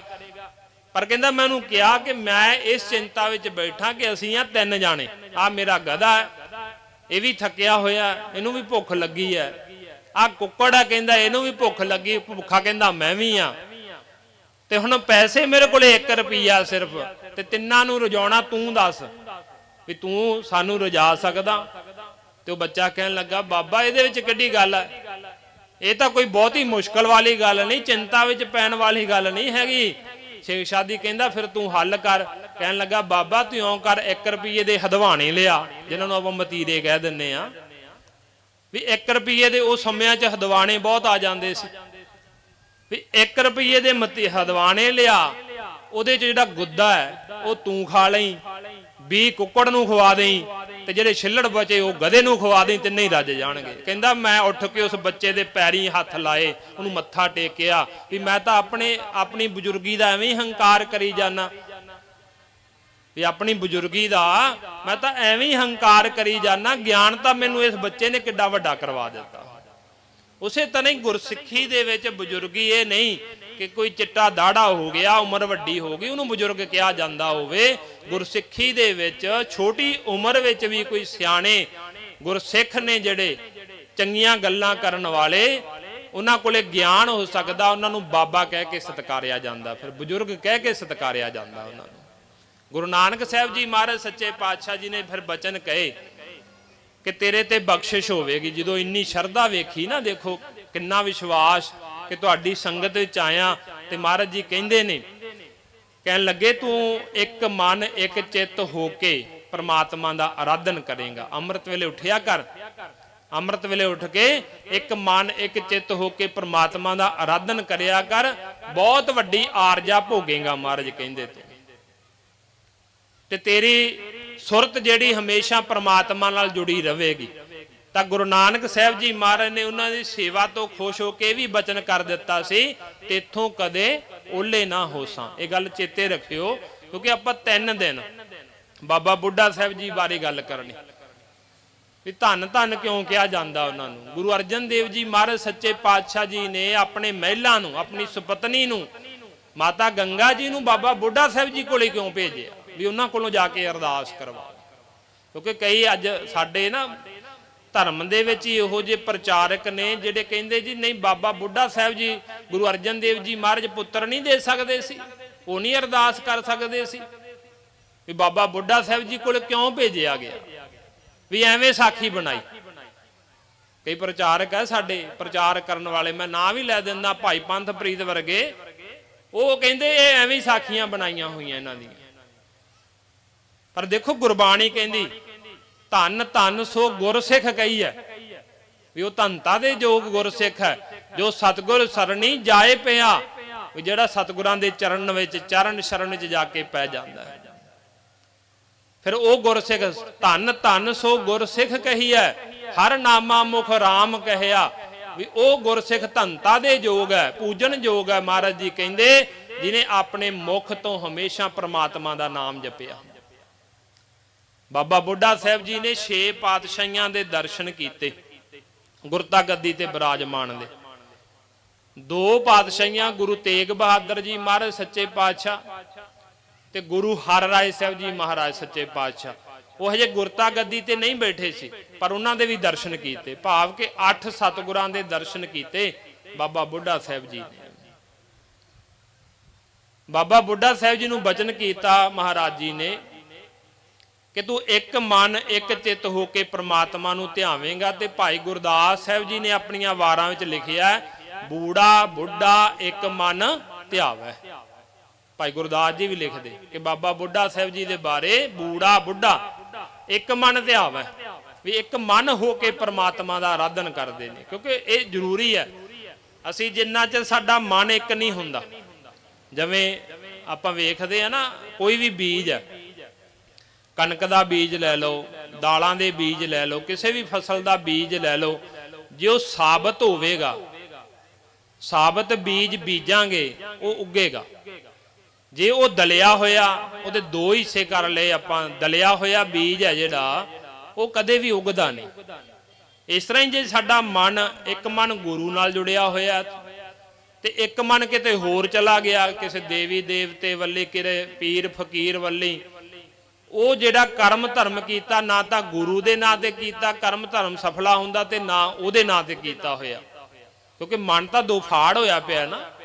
ਜਿਵੇਂ ਬੀਜ ਦੁਫਾੜ ਕਦੇ ਵੀ ਨਹੀਂ ਉਗਦਾ, ਸਾਬਤ ਬੀਜ ਉਗ ਪੈਂਦਾ ਪਰ ਦੁਫਾੜ ਬੀਜ ਕਦੇ ਨਹੀਂ ਉਗਦਾ। ਇਸ ਤਰ੍ਹਾਂ ਹੀ ਦੁਫਾੜ ਮਨ ਦੇ ਨਾਲ ਕੀਤੀ ਹੋਈ ਭਗਤੀ, ਦੁਫਾੜ ਮਨ ਦੇ ਨਾਲ ਕੀਤੀ ਹੋਈ ਸੇਵਾ, ਉਹ ਬਹੁਤਾ ਸਾਨੂੰ ਲਾਭ ਨਹੀਂ ਦਿੰਦੀ। ਇੱਕ ਮਨ ਇੱਕ ਚਿੱਤ ਹੋ ਕੇ ਜਦੋਂ ਅਸੀਂ ਪ੍ਰਮਾਤਮਾ ਦਾ ਆਰਾਧਨ ਕਰਾਂਗੇ ਨਾ, ਪ੍ਰਮਾਤਮਾ ਦੇ ਗੁਰੂ ਘਰ ਦੀ ਸੇਵਾ ਕਰਾਂਗੇ ਇੱਕ ਦੇ ਹੋ ਕੇ, ਜਿਹਦੇ ਦਰ ਤੇ ਮੱਥਾ ਟੇਕ ਦਿੱਤਾ ਇੱਕ ਵਾਰੀ। ਹੁਣ ਬਾਬਾ ਬੁੱਢਾ ਸਾਹਿਬ ਜੀ ਨੇ ਗੁਰੂ ਨਾਨਕ ਸਾਹਿਬ ਜੀ ਮਹਾਰਾਜ ਸੱਚੇ ਪਾਤਸ਼ਾਹ ਜੀ ਨੂੰ ਮੱਥਾ ਟੇਕ ਦਿੱਤਾ ਤੇ ਉਸ ਤੋਂ ਬਾਅਦ ਆਪਣਾ ਮੱਥਾ ਚੱਕਿਆ ਨਹੀਂ ਉਸ ਦਰ ਤੋਂ। ਉਸ ਦਰ ਦੇ ਹੀ ਬਣ ਕੇ ਰਹਿ ਗਏ, ਉਸ ਦਰ ਦੇ ਹੀ ਬਣ ਕੇ ਰਹਿ ਗਏ। ਅਖੀਰਲੇ ਸਮੇਂ ਤੱਕ 125 ਸਾਲ ਦੀ ਉਮਰ ਭੋਗੀ ਉਹਨਾਂ ਨੇ। ਅਖੀਰਲੇ ਸਮੇਂ ਆਪਣੇ ਸਰੀਰ ਨੂੰ ਜਦੋਂ ਛੱਡਦੇ ਨੇ ਨਾ, ਸਰੀਰ ਤਿਆਗ ਗਿਆ, ਤੇ ਉਦੋਂ ਵੀ 6ਵੇਂ ਪਾਤਸ਼ਾਹ ਜੀ ਕੋਲ ਨੇ, ਮੇਰੀ ਪੀਰੀ ਦੇ ਮਾਲਕ 6ਵੇਂ ਪਾਤਸ਼ਾਹ ਜੀ ਉਦੋਂ ਵੀ ਕੋਲ ਨੇ। ਗੁਰੂ ਨੂੰ ਯਾਦ ਕੀਤਾ। ਗੁਰੂ ਮਹਾਰਾਜ ਆਪ ਅੰਮ੍ਰਿਤਸਰ ਤੋਂ ਚੱਲ ਕੇ ਰਮਦਾਸ ਮਹਾਰਾਜ ਜੀ ਬਾਬਾ ਬੁੱਢਾ ਸਾਹਿਬ ਜੀ ਨੂੰ ਦਰਸ਼ਨ ਦੇਣ ਵਾਸਤੇ ਗਏ ਕਿ ਸਾਡੇ ਪਿਆਰੇ ਗੁਰਸਿੱਖ ਜਿਹੜੇ ਨੇ ਉਹ ਹੁਣ ਸੰਸਾਰ ਚੋਂ ਜਾ ਰਹੇ, ਉਹਨਾਂ ਦਾ ਭਲਾ ਕਰੀਏ। ਉਹਨਾਂ ਕੋਲ ਜਾ ਕੇ ਦਰਸ਼ਨ ਦੀਦਾਰ ਦਿੱਤੇ 6ਵੇਂ ਪਾਤਸ਼ਾਹ ਜੀ ਨੇ। ਗੁਰੂ ਨਾਨਕ ਸਾਹਿਬ ਜੀ ਮਹਾਰਾਜ ਦੀਆਂ ਖੁਸ਼ੀਆਂ ਲਈਆਂ। ਮਹਾਰਾਜ ਜੀ ਨੇ ਬਚਨ ਕਰ ਦਿੱਤੇ ਕਿ ਤੇਥੋਂ ਕਦੇ ਓਲੇ ਨਾ ਹੋਸਾਂ। ਇਹ ਸਾਡੇ ਇਤਿਹਾਸ ਵਿੱਚ ਲਿਖਿਆ। ਮਹਾਰਾਜ ਜੀ ਨੇ ਕਿਹਾ ਕਿ ਤੇਰੇ ਤੋਂ ਕਦੇ ਅਸੀਂ ਓਲੇ ਨਹੀਂ ਹੋਵਾਂਗੇ। ਹੁਣ ਗੁਰੂ ਨਾਨਕ ਸਾਹਿਬ ਜੀ ਮਹਾਰਾਜ ਜੀ ਨੇ ਆਪਣੀ ਥਾਂ ਗੁਰੂ ਅੰਗਦ ਦੇਵ ਜੀ ਮਹਾਰਾਜ ਨੂੰ ਬਿਠਾਇਆ। ਜਦੋਂ ਗੁਰੂ ਅੰਗਦ ਦੇਵ ਜੀ ਮਹਾਰਾਜ ਬੈਠ ਗਏ ਤੇ ਗੁਰੂ ਨਾਨਕ ਸਾਹਿਬ ਜੀ ਮਹਾਰਾਜ ਜੀ ਨੇ ਦੇਖੋ ਕਿੰਨੀਆਂ ਬਖਸ਼ਿਸ਼ਾਂ ਦਿੱਤੀਆਂ। ਪਰਖ ਜਦੋਂ ਲਈ, ਪਰਖ ਦੇ ਵਿੱਚ 3 ਸਿੱਖ ਜਿਹੜੇ ਮਹਾਰਾਜ ਜੀ ਦੇ ਮਗਰ ਗਏ, ਜਿਨ੍ਹਾਂ ਵਿੱਚ ਭਾਈ ਲਹਿਣਾ ਜੀ, ਬਾਬਾ ਬੁੱਢਾ ਸਾਹਿਬ ਜੀ ਤੇ ਭਾਈ ਸਧਾਰਨ ਜੀ ਦਾ ਵੀ ਜ਼ਿਕਰ ਆਉਂਦਾ। ਬਾਕੀ ਮਾਇਆ ਲੈ ਕੇ ਮੁੜ ਆਏ, ਕੋਈ ਕੁਛ ਲੈ ਕੇ ਮੁੜ ਆਇਆ। ਤੇ ਬਾਬਾ ਬੁੱਢਾ ਸਾਹਿਬ ਜੀ ਉਦੋਂ ਮੁੜੇ ਜਦੋਂ ਕੁਤਕਾ ਮਾਰਿਆ, ਤੇ ਬਾਬਾ ਜੀ ਫਿਰ ਵੀ ਪਿੱਛੇ ਹੋ ਕੇ ਹਟ ਗਏ, ਵੇਖਦੇ ਰਹੇ। ਪਰ ਮਹਾਰਾਜ ਜੀ ਨੇ ਉਦੋਂ ਵੀ ਬਚਨ ਕੀਤਾ ਕਿ ਤੁਸੀਂ ਵੀ ਸਿੱਖੀ ਬਹੁਤ ਕਮਾਓਗੇ, ਤੁਹਾਡੇ ਤੇ ਵੀ ਬੜੀਆਂ ਰਹਿਮਤਾਂ ਹੋਣਗੀਆਂ। ਫਿਰ ਗੁਰੂ ਨਾਨਕ ਸਾਹਿਬ ਜੀ ਮਹਾਰਾਜ ਜੀ ਨੇ ਭਾਈ ਲਹਿਣੇ ਨੂੰ ਆਪਣੇ ਅੰਗ ਨਾਲ ਲਾ ਕੇ ਲਹਿਣੇ ਸੇ ਅੰਗਦ ਕਰ ਦਿਆ। ਗੁਰੂ ਅੰਗਦ ਦੇਵ ਜੀ ਮਹਾਰਾਜ ਬਣਾ ਕੇ ਮੱਥਾ ਟੇਕ ਕੇ ਪ੍ਰਕਰਮਾ ਕੀਤੀ। ਤੇ ਦੇਖੋ ਹੁਣ ਸੇਵਾ ਕਿਹਨੂੰ ਮਿਲੀ? ਤਿਲਕ ਲਾਉਣ ਦੀ। ਗੱਦੀ ਦਾ ਤਿਲਕ ਲਾਉਣਾ ਸੀ, ਕਿਉਂਕਿ ਜਦੋਂ ਰਾਜੇ ਮਹਾਰਾਜੇ ਕੋਈ ਚੜ੍ਹਾਈ ਕਰ ਜਾਂਦੇ ਤੇ ਉਹਨਾਂ ਦੇ ਪੁੱਤਰ ਜਦੋਂ ਗੱਦੀ ਤੇ ਬੈਠਦੇ ਆ, ਉਹਨਾਂ ਨੂੰ ਤਿਲਕ ਲਾਇਆ ਜਾਂਦਾ। ਤੇ ਗੁਰੂ ਨਾਨਕ ਸਾਹਿਬ ਜੀ ਮਹਾਰਾਜ ਨੇ ਆਪਣੇ ਜਿਉਂਦੇ ਜੀ, ਉਹ ਤਾਂ ਰਾਜੇ ਮਹਾਰਾਜੇ ਚੜ੍ਹਾਈ ਕਰ ਜਾਂਦੇ ਫਿਰ ਪੁੱਤਰ ਲੜ ਉੜ ਕੇ ਤਖਤ ਲੈਂਦੇ ਨੇ ਨਾ, ਪਰ ਗੁਰੂ ਨਾਨਕ ਸਾਹਿਬ ਜੀ ਮਹਾਰਾਜ ਨੇ ਆਪਣੀ ਹਜ਼ੂਰੀ ਵਿੱਚ ਆਪਣੇ ਤਖਤ ਦਾ ਵਾਰਸ ਥਾਪਿਆ ਭਾਈ ਲਹਿਣੇ ਨੇ। ਅੰਗਦ ਬਣਾ ਕੇ ਮੱਥਾ ਟੇਕਿਆ, ਪ੍ਰਕਰਮਾ ਕੀਤੀਆਂ ਤੇ ਸੇਵਾ ਤਿਲਕ ਲਾਉਣ ਦੀ ਬਾਬਾ ਬੁੱਢਾ ਸਾਹਿਬ ਜੀ ਨੂੰ ਦਿੱਤੀ। ਫਿਰ ਇਹ ਸੇਵਾ ਦੇਖੋ ਉਹਨਾਂ ਦੀ ਕੁੱਲ ਵਿੱਚ ਹੀ ਰਹੀ 10ਵੇਂ ਪਾਤਸ਼ਾਹ ਜੀ ਤੱਕ। ਬਾਬਾ ਬੁੱਢਾ ਸਾਹਿਬ ਜੀ ਦੀ ਕੁੱਲ ਹੀ ਜਦੋਂ ਗੁਰਤਾ ਗੱਦੀ ਤੇ ਗੁਰੂ ਮਹਾਰਾਜ ਜੀ ਆਪਣਾ ਸਰੀਰਕ ਚੋਲਾ ਬਦਲਦੇ, ਜੋਤ ਉਹੀ ਵਰਤਦੀ ਹੈ, ਤਾਂ ਬਾਬਾ ਬੁੱਢਾ ਸਾਹਿਬ ਜੀ ਦੀ ਕੁੱਲ ਦੇ ਵਿੱਚੋਂ ਹੀ ਤਿਲਕ ਦੀ ਰਸਮ ਕੀਤੀ ਜਾਂਦੀ ਰਹੀ। ਤੇ ਜਦੋਂ ਤਿਲਕ ਦੀ ਰਸਮ ਹੋ ਗਈ, ਗੁਰੂ ਅੰਗਦ ਦੇਵ ਜੀ ਮਹਾਰਾਜ ਸੱਚੇ ਪਾਤਸ਼ਾਹ ਜੀ ਨੂੰ ਗੁਰੂ ਨਾਨਕ ਸਾਹਿਬ ਜੀ ਨੇ ਕਹਿ ਦਿੱਤਾ ਸੀ ਤੁਸੀਂ ਕਰਤਾਰਪੁਰ ਸਾਹਿਬ ਨਹੀਂ ਰਹਿਣਾ, ਤੇ ਤੁਸੀਂ ਜਿਹੜਾ ਹੈ ਖਡੂਰ ਸਾਹਿਬ ਚਲੇ ਜਾਓ। ਤੇ ਜਦੋਂ ਮਹਾਰਾਜ ਜੀ ਖਡੂਰ ਸਾਹਿਬ ਆ ਗਏ ਨਾ, ਤੇ ਦੇਖਿਓ ਪ੍ਰਿੰਸੀਪਲ ਸਤਬੀਰ ਸਿੰਘ ਨੇ ਲਿਖਿਆ, ਉਹ ਲਿਖਦੇ ਕਿ ਬਾਬਾ ਬੁੱਢਾ ਸਾਹਿਬ ਜੀ ਜਿਹੜੇ ਨੇ ਸਿੱਖੀ ਦੇ ਕੁਤਬੀ ਸਿਤਾਰੇ ਨੇ। ਕੁਤਬੀ ਸਿਤਾਰੇ, ਹੁਣ ਕੁਤਬੀ ਸਿਤਾਰਾ ਕੀ ਹੁੰਦਾ ਹੈ? ਦਾਸ ਨੇ ਅੱਗੇ ਵੀ ਕਈ ਵਾਰ ਜ਼ਿਕਰ ਕੀਤਾ ਵੀ ਜਿਹੜੇ ਵੱਡੇ ਵੱਡੇ ਸਮੁੰਦਰ ਨੇ ਨਾ, ਸਮੁੰਦਰਾਂ ਦੇ ਵਿੱਚ ਜਹਾਜ਼ ਚੱਲਦੇ ਨੇ, ਭਾਰ ਲੈ ਕੇ ਜਾਣ ਵਾਲੇ ਜਹਾਜ਼, ਤੇ ਉਹ ਸਮੁੰਦਰ ਦੇ ਵਿੱਚ ਇੱਕ ਜਿਵੇਂ ਆਪਾਂ ਸੜਕ ਤੇ ਚੱਲਦੇ ਨਿਯਮ ਹੈ ਸੜਕ ਤੇ ਚੱਲਣ ਦਾ, ਉਵੇਂ ਸਮੁੰਦਰ ਦੇ ਵਿੱਚ ਵੀ ਜਹਾਜ਼ ਨੂੰ ਚਲਾਉਣ ਦਾ ਨਿਯਮ ਹੈ। ਤੇ ਜਿੱਥੇ ਪਾਣੀ ਘੱਟ ਹੈ ਜਾਂ ਜਿੱਥੇ ਵੱਧ ਹੈ ਉੱਥੇ ਨਿਸ਼ਾਨੀ ਲੱਗੀ ਹੁੰਦੀ, ਲਾਈ ਹੁੰਦੀ ਉਸ ਹਿਸਾਬ ਨਾਲ। ਤੇ ਜਿੱਥੇ ਜਾ ਕੇ ਬਹੁਤ ਜ਼ਿਆਦਾ ਪਾਣੀ ਡੂੰਘਾ ਹੈ ਤੇ ਗੋਤਾਖੋਰ ਪਾਣੀ ਹੈ, ਵੀ ਜਿੱਥੇ ਪਤਾ ਵੀ ਜਹਾਜ਼ ਡੁੱਬ ਸਕਦਾ ਹੈ, ਜਹਾਜ਼ ਨੂੰ ਨੁਕਸਾਨ ਹੋ ਜਾਂਦਾ, ਉੱਥੇ ਬਹੁਤ ਉੱਚੀ ਕਰਕੇ ਲਾਈਟ ਲਾਈ ਜਾਂਦੀ ਹੈ। ਉਹਨੂੰ ਕੁਤਬੀ ਸਿਤਾਰਾ ਕਹਿੰਦੇ। ਉਹ ਕਿਉਂ ਲਾਈ ਜਾਂਦੀ? ਕਿ ਉਹ ਦੂਰੋਂ ਦਿਸ ਜਾਵੇ ਜਹਾਜ਼ ਚਲਾਉਣ ਵਾਲੇ ਨੂੰ ਕਿ ਇੱਧਰ ਪਾਣੀ ਦੀ ਡੂੰਘਾਈ ਜ਼ਿਆਦੇ, ਘੁੰਮਣ ਘੇਰੀਆਂ ਜ਼ਿਆਦੇ ਆ, ਤੇ ਜਹਾਜ਼ ਤੁਹਾਡਾ ਜਿਹੜਾ ਡੁੱਬ ਗਿਆ ਮੁੜ ਕੇ ਬਚਣਾ ਨਹੀਂ। ਪ੍ਰਿੰਸੀਪਲ ਸਤਬੀਰ ਸਿੰਘ ਨੇ ਬਾਬਾ ਬੁੱਢਾ ਸਾਹਿਬ ਜੀ ਨੂੰ ਕੁਤਬੀ ਸਿਤਾਰਾ ਕਿਹਾ। ਕਿਉਂ ਕਿਹਾ? ਕਹਿੰਦੇ ਜਦੋਂ ਵੀ ਸਿੱਖੀ ਦਾ ਜਹਾਜ਼ ਡੋਲਣ ਲੱਗਾ ਨਾ, ਜਦੋਂ ਵੀ ਸਿੱਖੀ ਦਾ ਜਹਾਜ਼ ਡੋਲਣ ਲੱਗਾ ਤੇ ਸਿੱਖ ਸੰਗਤਾਂ ਬਾਬਾ ਬੁੱਢਾ ਸਾਹਿਬ ਜੀ ਨੂੰ ਆ ਕੇ ਬੇਨਤੀ ਕਰਦੀਆਂ ਨੇ ਕਿ ਬਾਬਾ ਜੀ ਗੁਰੂ ਮਹਾਰਾਜ ਜੀ ਨੂੰ ਲੱਭੋ, ਗੁਰੂ ਜੀ ਕਿੱਥੇ ਨੇ? ਕਿਉਂਕਿ ਸੰਗਤਾਂ ਨੂੰ ਪਤਾ ਸੀ ਕਿ ਗੁਰੂ ਨਾਨਕ ਸਾਹਿਬ ਜੀ ਮਹਾਰਾਜ ਸੱਚੇ ਪਾਤਸ਼ਾਹ ਜੀ ਨੇ ਬਚਨ ਕੀਤੇ ਨੇ ਤੇ ਇੱਥੋਂ ਕਦੇ ਓਲੇ ਨਾ ਹੋਸਾਂ। ਹੁਣ ਗੁਰੂ ਅੰਗਦ ਦੇਵ ਜੀ ਮਹਾਰਾਜ ਸੱਚੇ ਪਾਤਸ਼ਾਹ ਜੀ ਖਡੂਰ ਸਾਹਿਬ ਆ ਗਏ। ਜਦੋਂ ਖਡੂਰ ਸਾਹਿਬ ਆਏ, ਹੁਣ ਗੁਰੂ ਅੰਗਦ ਦੇਵ ਜੀ ਮਹਾਰਾਜ ਦਾ ਪਿਆਰ ਬੜਾ ਸੀ ਗੁਰੂ ਨਾਨਕ ਸਾਹਿਬ ਜੀ ਦੇ ਨਾਲ, ਬਹੁਤ ਜ਼ਿਆਦਾ ਪਿਆਰ ਸੀ। ਉਹਨਾਂ ਨੂੰ ਪ੍ਰਮਾਤਮਾ ਹੀ ਮੰਨਦੇ ਸੀ, ਗੁਰੂ ਪ੍ਰਮਾਤਮਾ ਮੰਨ ਕੇ ਪੂਜਦੇ ਸੀ। ਤੇ ਜਦੋਂ ਮਹਾਰਾਜ ਦਾ ਹੁਣ ਬਚਨ ਵੀ ਮੰਨਿਆ, ਖਡੂਰ ਸਾਹਿਬ ਆ ਗਏ, ਮਹਾਰਾਜ ਜੀ ਸੱਚਖੰਡ ਚਲੇ ਗਏ, ਗੁਰੂ ਨਾਨਕ ਸਾਹਿਬ ਜੀ ਸਰੀਰ ਛੱਡ ਗਏ। ਤੇ ਇਹ ਨਾ ਇੰਨਾ ਵਿਰਾਗ ਵਿੱਚ ਆ ਗਏ, ਇਹਨਾਂ ਦੇ ਅੰਦਰ ਇੰਨਾ ਵਿਰਾਗ ਪੈਦਾ ਹੋਇਆ। ਤੇ ਇਹ ਮਾਈ ਵਿਰਾਈ ਦੇ ਘਰੇ, ਸੰਗਰ ਪਿੰਡ ਕਹਿੰਦੇ ਆ, ਮਾਈ ਵਿਰਾਈ ਦੇ ਘਰੇ ਚਲੇ ਗਏ। ਉਹਨਾਂ ਦੀ ਰਿਸ਼ਤੇ ਵਿੱਚ ਉਹਨਾਂ ਦੇ ਅੰਦਰ ਭਾਵਨਾ ਵੀ ਸੀ। ਕਿਸੇ ਨੇ, ਵਿਦਵਾਨ ਨੇ ਵੀ ਲਿਖਿਆ ਕਿ ਉਹ ਭੂਆ ਵੀ ਲੱਗਦੀ ਸੀ ਇਹਨਾਂ ਦੀ, ਗੁਰੂ ਅੰਗਦ ਦੇਵ ਜੀ ਮਹਾਰਾਜ ਦੀ। ਉਹਨਾਂ ਦੇ ਘਰੇ ਜਦੋਂ ਚਲੇ ਗਏ, ਕਈ ਵਿਦਵਾਨ ਇਹ ਕਹਿੰਦੇ ਕਿ ਮਾਈ ਵਿਰਾਈ ਇੱਕ ਮਾਈ ਭਰਾਈ, ਇਹ ਦੋ ਹੋਈਆਂ ਇਤਿਹਾਸ ਦੇ ਵਿੱਚ। ਪਰ ਆਪਾਂ ਜੋ ਇਹ ਤੋਂ ਸਿੱਖਿਆ ਲੈਣੀ ਕਿ ਮਹਾਰਾਜ ਉਹਨਾਂ ਦੇ ਜਦੋਂ ਘਰੇ ਚਲੇ ਗਏ ਨਾ ਉਸ ਮਾਤਾ ਦੇ, ਤੇ ਮਾਤਾ ਨੂੰ ਇਹ ਕਹਿੰਦੇ ਆ ਕਿ ਮਾਤਾ ਵੀ ਕਿਸੇ ਨੂੰ ਦੱਸਣਾ ਨਹੀਂ ਕਿ ਅਸੀਂ ਇੱਥੇ ਆ, ਤੂੰ ਇਹ ਕਮਰਾ ਆਪਣਾ ਇੱਕ ਮੈਨੂੰ ਦੇ ਦੇ, ਇਸ ਕਮਰੇ ਦਾ ਜਿਹੜਾ ਦਰਵਾਜ਼ਾ ਹੈ ਨਾ ਉਹ ਵੀ ਬੰਦ ਕਰ ਦੇ। ਤੇ ਮਾਤਾ ਨੇ ਉਸਨੇ ਕੀ ਕੀਤਾ ਕਿ ਦਰਵਾਜ਼ੇ ਵਿੱਚ ਗਾਰਾ ਚਿਣ ਦਿੱਤਾ, ਦਰਵਾਜ਼ਾ ਵੀ ਬੰਦ ਕਰ ਦਿੱਤਾ, ਪਤਾ ਹੀ ਨਹੀਂ ਲੱਗਣ ਦਿੱਤਾ ਕਿ ਦਰਵਾਜ਼ਾ ਕਿੱਧਰ ਹੈ, ਵੀ ਪਤਾ ਹੀ ਨਾ ਲੱਗੇ, ਵੀ ਕੋਠਾ ਇਸ ਤਰ੍ਹਾਂ ਦਾ ਬਣਾ ਦਿੱਤਾ। ਹੁਣ ਮਹਾਰਾਜ ਜੀ ਤਾਂ ਗੁਪਤ ਹੋ ਗਏ, ਗੁਰੂ ਅੰਗਦ ਦੇਵ ਜੀ ਮਹਾਰਾਜ ਸੱਚੇ ਪਾਤਸ਼ਾਹ। ਪ੍ਰੇਮ ਸੀ, ਗੁਰੂ ਨਾਨਕ ਸਾਹਿਬ ਜੀ ਮਹਾਰਾਜ ਤੋਂ ਬਿਨਾ ਰਹਿ ਨਹੀਂ ਸਕਦੇ ਸੀ, ਤੇ ਅੰਦਰ ਗੁਪਤ ਹੋ ਕੇ ਬੈਠ ਗਏ ਉਸ ਵਿਰਾਗ ਦੇ ਵਿੱਚ। ਸੰਗਤਾਂ ਹੁਣ ਲੱਭਦੀਆਂ ਨੇ ਗੁਰੂ ਅੰਗਦ ਦੇਵ ਜੀ ਮਹਾਰਾਜ ਨੂੰ। ਜਦੋਂ ਸੰਗਤਾਂ ਲੱਭਦੀਆਂ ਫਿਰਦੀਆਂ, ਸੰਗਤਾਂ ਨੂੰ ਕਿਤੋਂ ਵੀ ਨਾ ਲੱਭਿਆ, ਫਿਰ ਸੰਗਤਾਂ ਦੇ ਮਨ ਵਿੱਚ ਵਿਚਾਰ ਆਇਆ ਕਿ ਆਪਾਂ ਸਾਰੇ ਇਕੱਠੇ ਹੋ ਕੇ ਬਾਬਾ ਬੁੱਢਾ ਸਾਹਿਬ ਜੀ ਨੂੰ ਬੇਨਤੀ ਕਰੀਏ। ਫਿਰ ਕਹਿੰਦੇ ਸਾਰੀਆਂ ਸੰਗਤਾਂ ਨੇ ਬਾਬਾ ਬੁੱਢਾ ਸਾਹਿਬ ਜੀ ਨੂੰ ਬੇਨਤੀ ਕੀਤੀ ਕਿ ਬਾਬਾ ਜੀ ਤੁਸੀਂ ਗੁਰੂ ਨਾਨਕ ਸਾਹਿਬ ਜੀ ਮਹਾਰਾਜ ਦੇ ਨਾਲ ਰਹੇ। ਆਪ ਜੀ ਨੇ ਗੁਰੂ ਨਾਨਕ ਸਾਹਿਬ ਜੀ ਮਹਾਰਾਜ ਸੱਚੇ ਪਾਤਸ਼ਾਹ ਜੀ ਦੀਆਂ ਬਹੁਤ ਬਖਸ਼ਿਸ਼ਾਂ ਲਈਆਂ। ਤੁਹਾਨੂੰ ਗੁਰੂ ਨਾਨਕ ਸਾਹਿਬ ਜੀ ਮਹਾਰਾਜ ਸੱਚੇ ਪਾਤਸ਼ਾਹ ਜੀ ਨੇ ਬਚਨ ਕੀਤਾ ਤੇ ਇੱਥੋਂ ਕਦੇ ਓਲੇ ਨਾ ਹੋ ਸਾ। ਤੁਹਾਨੂੰ ਪਤਾ ਹੈ ਕਿ ਗੁਰੂ ਅੰਗਦ ਦੇਵ ਜੀ ਮਹਾਰਾਜ ਕਿੱਥੇ ਨੇ। ਫਿਰ ਬਾਬਾ ਬੁੱਢਾ ਸਾਹਿਬ ਜੀ ਕਹਿੰਦੇ ਖਡੂਰ ਸਾਹਿਬ ਆਏ।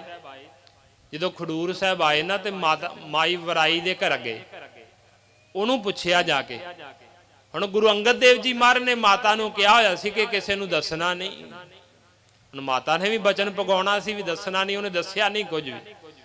ਫਿਰ ਬਾਬਾ ਬੁੱਢਾ ਸਾਹਿਬ ਜੀ ਕਹਿਣ ਲੱਗੇ ਕਿ ਸੰਗਤ ਜੀ ਤੁਸੀਂ ਗੁਰੂ ਨਾਨਕ ਸਾਹਿਬ ਜੀ ਮਹਾਰਾਜ ਦੀ ਬਾਣੀ ਦਾ ਕੀਰਤਨ ਕਰੋ, ਸ਼ਬਦ ਪੜੋ, ਵੀ ਗੁਰੂ ਮਹਾਰਾਜ ਜੀ ਆਪੇ ਜਿੱਥੇ ਵੀ ਹੋਏ ਪ੍ਰਗਟ ਹੋ ਜਾਣਗੇ। ਫਿਰ ਸੰਗਤਾਂ ਨੇ ਰਲ ਕੇ ਗੁਰੂ ਨਾਨਕ ਸਾਹਿਬ ਜੀ ਮਹਾਰਾਜ ਦੀ ਬਾਣੀ ਦੇ ਸ਼ਬਦ ਗਾਏ। ਤੇ ਹੁਣ ਗੁਰੂ ਅੰਗਦ ਦੇਵ ਜੀ ਮਹਾਰਾਜ ਕਿੰਨਾ ਪਿਆਰ ਕਰਦੇ ਗੁਰੂ ਨਾਨਕ ਸਾਹਿਬ ਜੀ ਮਹਾਰਾਜ ਦੇ ਨਾਲ, ਉਸ ਕੋਠੇ ਦੇ ਵਿੱਚੋਂ ਬਾਹਰ ਆ ਗਏ ਮਹਾਰਾਜ। ਬਾਹਰ ਆ ਕੇ ਬਾਬਾ ਬੁੱਢਾ ਸਾਹਿਬ ਜੀ ਨੂੰ ਵੇਖ ਕੇ ਹੱਸ ਪਏ, ਕਹਿਣ ਲੱਗੇ ਪਤਾ ਸੀ ਸਾਨੂੰ ਵੀ ਇਹਨਾਂ ਨੇ ਲੱਭਣਾ, ਹੋਰ ਕੋਈ ਸਾਨੂੰ ਲੱਭ ਨਹੀਂ ਸਕਦਾ। ਉੱਥੇ ਕਿੱਡੀ ਵੱਡੀ ਸਾਨੂੰ ਸਿੱਖਿਆ ਦਿੱਤੀ। ਇਹ ਤੋਂ ਸਿੱਖਿਆ ਮਿਲਦੀ ਹਰੇਕ ਸਾਖੀ ਤੋਂ। ਸਾਖੀ ਦਾ ਮਤਲਬ ਹੀ ਇਹ ਹੁੰਦਾ ਨਾ, ਸਿੱਖਿਆ, ਵੀ ਹਰ ਸਾਖੀ ਤੋਂ ਸਾਨੂੰ ਸਿੱਖਿਆ ਮਿਲਦੀ, ਸਿੱਖਣ ਨੂੰ ਮਿਲਦਾ ਕੁਝ। ਉੱਥੇ ਸਾਨੂੰ ਇਹ ਸਿੱਖਿਆ ਮਿਲੀ ਕਿ ਉਹ ਵਾਹਿਗੁਰੂ ਪਰਮਾਤਮਾ ਤੇ ਜਿਹੜਾ ਗੁਰੂ ਹੈ ਉਹ ਸਾਡੇ ਅੰਦਰ ਗੁਪਤ ਰੂਪ ਵਿੱਚ ਬੈਠਾ ਹੋਇਆ। ਜੇ ਤੁਸੀਂ ਗੁਰੂ ਨਾਨਕ ਸਾਹਿਬ ਜੀ ਮਹਾਰਾਜ ਨੂੰ ਪ੍ਰਗਟ ਕਰਨਾ ਚਾਹੁੰਦੇ ਹੋ ਨਾ, ਤਾਂ ਗੁਰੂ ਨਾਨਕ ਸਾਹਿਬ ਦੀ ਬਾਣੀ ਗਾਇਓ ਪ੍ਰੇਮ ਦੇ ਨਾਲ। ਬਾਣੀ ਨੂੰ ਗਾਇਓ, ਕੀਰਤਨ ਰੂਪ ਵਿੱਚ ਗਾ ਲਿਓ। ਬਾਣੀ ਨੂੰ ਜਦੋਂ ਗਾਓਗੇ ਕੀਰਤਨ ਰੂਪ ਵਿੱਚ, ਕੀਰਤਨ ਦੇ ਰੂਪ ਵਿੱਚ ਗਾਓਗੇ ਨਾ, ਪ੍ਰੇਮ ਸ਼ਰਧਾ ਭਾਵਨਾ ਨਾਲ ਭਿੱਜ ਕੇ, ਤਾਂ ਗੁਰੂ ਨਾਨਕ ਸਾਹਿਬ ਜੀ ਮਹਾਰਾਜ ਭਾਵੇਂ ਕਿਤੇ ਵੀ ਹੋਣ ਪ੍ਰਗਟ ਹੋ ਜਾਣਗੇ। ਤਾਂ ਹੀ ਮਹਾਰਾਜ ਕਹਿ ਕੇ ਗਏ ਨਾ, ਬਾਣੀ ਗੁਰੂ ਹੈ ਬਾਣੀ। ਗੁਰੂ ਰਾਮਦਾਸ ਜੀ ਮਹਾਰਾਜ ਸੱਚੇ ਪਾਤਸ਼ਾਹ ਜੀ ਦੇ ਬਚਨ ਨੇ, ਬਾਣੀ ਗੁਰੂ ਹੈ ਬਾਣੀ, ਵਿੱਚ ਬਾਣੀ ਅੰਮ੍ਰਿਤ ਸਾਰੇ, ਗੁਰਬਾਣੀ ਕਹੈ ਸੇਵਕ ਜਨ ਮਾਨੈ, ਪ੍ਰਤੱਖ ਗੁਰੂ ਨਿਸਤਾਰੇ। ਗੁਰੂ ਅਰਜਨ ਦੇਵ ਜੀ ਮਹਾਰਾਜ ਨੇ ਕਿਹਾ ਸੀ, ਗ੍ਰੰਥ ਹਿਰਦਾ ਗੁਰ ਕੋ ਇਹੋ ਜਾਨੋ, ਉੱਤਮ ਹੈ ਸਭ ਕਾਲ ਰਹਿ ਹੈ। ਵੀ ਇਹ ਗ੍ਰੰਥ ਸਾਹਿਬ ਹੈ ਨਾ ਜਿਹੜਾ, ਉਦੋਂ ਗ੍ਰੰਥ ਸਾਹਿਬ ਕਿਹਾ ਜਾਂਦਾ ਸੀ ਗੁਰੂ ਅਰਜਨ ਦੇਵ ਜੀ ਮਹਾਰਾਜ ਦੇ ਸਮੇਂ। ਇਹਨੂੰ ਬੀੜ ਸਾਹਿਬ ਵੀ ਕਿਹਾ ਜਾਂਦਾ ਸੀ ਪਹਿਲਾਂ, ਜਦੋਂ ਗੁਰਤਾ ਗੱਦੀ ਨਹੀਂ ਮਿਲੀ ਸੀ। ਪਰ ਸਿੱਖਾਂ ਨੇ ਪੁੱਛਿਆ ਗੁਰੂ ਅਰਜਨ ਦੇਵ ਜੀ ਮਹਾਰਾਜ ਨੂੰ ਕਿ ਮਹਾਰਾਜ ਇਸ ਗ੍ਰੰਥ ਨੂੰ ਅਸੀਂ ਕੀ ਜਾਣੀਏ? ਤਾਂ ਮਹਾਰਾਜ ਨੇ ਕਿਹਾ, ਗ੍ਰੰਥ ਹਿਰਦਾ ਗੁਰ ਕੋ ਇਹੋ ਜਾਨੋ, ਵੀ ਇਹ ਮੇਰਾ ਹਿਰਦਾ ਹੈ। ਗੁਰੂ ਅਰਜਨ ਦੇਵ ਜੀ ਮਹਾਰਾਜ ਕਹਿੰਦੇ ਇਹ ਮੇਰਾ ਦਿਲ ਹੈ ਗੁਰੂ ਗ੍ਰੰਥ ਸਾਹਿਬ। ਤੇ ਕਲਗੀਧਰ ਪਾਤਸ਼ਾਹ ਗੁਰੂ ਗੋਬਿੰਦ ਸਿੰਘ ਜੀ ਮਹਾਰਾਜ ਨੇ ਜਦੋਂ ਸੱਚਖੰਡ ਸ੍ਰੀ ਹਜ਼ੂਰ ਸਾਹਿਬ ਤਖਤ ਤੇ ਗੁਰਤਾ ਗੱਦੀ ਦਿੱਤੀ, ਗੁਰੂ ਗ੍ਰੰਥ ਸਾਹਿਬ ਜੀ ਮਹਾਰਾਜ ਦੇ ਬਚਨ ਕਹੇ ਸੀ, ਆਗਿਆ ਭਈ ਅਕਾਲ ਕੀ ਤਬੀ ਚਲਾਇਓ ਪੰਥ, ਸਭ ਸਿੱਖਨ ਕੋ ਹੁਕਮ ਹੈ ਗੁਰੂ ਮਾਨਿਓ ਗ੍ਰੰਥ। ਗੁਰੂ ਗ੍ਰੰਥ ਜੀ ਮਾਨਿਓ ਪ੍ਰਗਟ ਗੁਰਾਂ ਕੀ ਦੇਹ, ਜੋ ਪ੍ਰਭ ਕੋ ਮਿਲ ਬੋਚ ਹੈ ਖੋਜ ਸ਼ਬਦ ਮੈਂ ਲੈ। ਕਿ ਪ੍ਰਗਟ ਗੁਰਾਂ ਕੀ ਦੇਹ ਹੈ ਗੁਰੂ ਗ੍ਰੰਥ ਸਾਹਿਬ ਜੀ। ਤੇ ਜਿਹਨੇ ਮਹਾਰਾਜ ਦੇ ਦਰਸ਼ਨ ਕਰਨੇ ਨੇ 10 ਪਾਤਸ਼ਾਹੀਆਂ ਦੇ, ਉਹ ਬਾਣੀ ਨੂੰ ਖੋਜੇ, ਭਾਵ ਬਾਣੀ ਨੂੰ ਪ੍ਰੇਮ ਸ਼ਰਧਾ ਭਾਵਨਾ ਨਾਲ ਪੜ੍ਹੇ, ਉਹਨੂੰ ਦਰਸ਼ਨ ਹੋ ਜਾਣਗੇ। ਦੇਖੋ ਸਾਨੂੰ ਸਿੱਖਿਆ ਦਿੱਤੀ ਬਾਬਾ ਜੀ ਨੇ ਕਿ ਜਦੋਂ ਤੁਸੀਂ ਗੁਰੂ ਨਾਨਕ ਸਾਹਿਬ ਜੀ ਮਹਾਰਾਜ ਦੀ ਬਾਣੀ ਨੂੰ ਗਾਓਗੇ ਨਾ, ਤੇ ਤੁਹਾਡੇ ਅੰਦਰੋਂ ਗੁਰੂ ਆਪੇ ਹੀ ਪ੍ਰਗਟ ਹੋ ਜਾਵੇਗਾ, ਜੋ ਗੁਰੂ ਗੁਪਤ ਰੂਪ ਵਿੱਚ ਸਾਰਿਆਂ ਵਿੱਚ ਵਰਤਦਾ ਹੈ। ਫਿਰ ਗੁਰੂ ਅੰਗਦ ਦੇਵ ਜੀ ਮਹਾਰਾਜ ਦੇ ਕੋਲ ਰਹਿ ਕਰਕੇ ਸੇਵਾ ਕੀਤੀ ਬਾਬਾ ਜੀ ਨੇ ਲੰਗਰ ਦੇ ਵਿੱਚ। ਉੱਥੇ ਲੰਗਰ ਚੱਲਦਾ ਸੀ, ਲੰਗਰ ਦੇ ਵਿੱਚ ਸੇਵਾ ਕੀਤੀ ਉਹਨਾਂ ਨੇ ਬਹੁਤ ਵੱਡੀ। ਸਾਰੀ ਲੰਗਰ ਦੀ ਜਿੰਨੀ ਸੇਵਾ ਸੀ ਉਹਦਾ ਸਾਂਭ ਸੰਭਾਲ ਜਿਹੜੀ ਸੀ ਮਾਤਾ ਖੀਵੀ ਜੀ ਤੇ ਬਾਬਾ ਬੁੱਢਾ ਸਾਹਿਬ ਜੀ ਕਰਿਆ ਕਰਦੇ। ਇੱਕ ਵਾਰ ਦੇਖੋ ਕਿੰਨਾ ਸਤਿਕਾਰ ਬਾਬਾ ਜੀ ਦਾ ਗੁਰੂ ਅੰਗਦ ਦੇਵ ਜੀ ਮਹਾਰਾਜ ਕਰਦੇ, ਕਿਉਂਕਿ ਸਾਡੇ ਅੰਦਰ ਭਾਵਨਾ ਬਣਨੀ ਚਾਹੀਦੀ ਬਾਬਾ ਬੁੱਢਾ ਸਾਹਿਬ ਜੀ ਦੇ ਬਾਰੇ। ਕਿਉਂਕਿ ਆਪਾਂ ਦੇਖੋ ਸਾਰੇ ਤੁਸੀਂ ਨਗਰ ਨਿਵਾਸੀ ਇਲਾਕਾ ਨਿਵਾਸੀਆਂ ਨੇ ਬਾਬਾ ਜੀ ਦੀ ਯਾਦ ਵਿੱਚ ਇਹ ਲੰਗਰ ਲਾਏ ਨੇ, ਹਰ ਸਾਲ ਲੱਗਦੇ ਨੇ 1 ਮਹੀਨੇ ਵਾਸਤੇ। ਤੇ ਸਾਨੂੰ ਪਤਾ ਤਾਂ ਹੋਵੇ ਨਾ, ਜਿਨ੍ਹਾਂ ਦਾ ਦਿਨ ਮਨਾਉਂਦੇ ਆ ਅਸੀਂ, ਵੀ ਉਹਨਾਂ ਦਾ ਕਿੱਡਾ ਵੱਡਾ ਸਤਿਕਾਰ ਸੀ ਗੁਰੂ ਘਰ ਦੇ ਵਿੱਚ। ਗੁਰੂ ਅੰਗਦ ਦੇਵ ਜੀ ਮਹਾਰਾਜ ਕਿੰਨਾ ਸਤਿਕਾਰ ਕਰਦੇ। ਕਹਿੰਦੇ ਇੱਕ ਵਾਰ ਕੀ ਹੋਇਆ, ਰਾਗੀ ਸੀ ਭਾਈ ਬਲਵੰਡ। ਭਾਈ ਬਲਵੰਡ ਨੂੰ ਬਾਬਾ ਬੁੱਢਾ ਸਾਹਿਬ ਜੀ ਕਹਿੰਦੇ ਆ ਕਿ ਭਾਈ ਜੀ ਮੈਨੂੰ ਗੁਰੂ ਨਾਨਕ ਸਾਹਿਬ ਜੀ ਮਹਾਰਾਜ ਦਾ ਸ਼ਬਦ ਕੋਈ ਕੀਰਤਨ ਦੇ ਦੁਆਰਾ ਸੁਣਾ ਦਿਓ।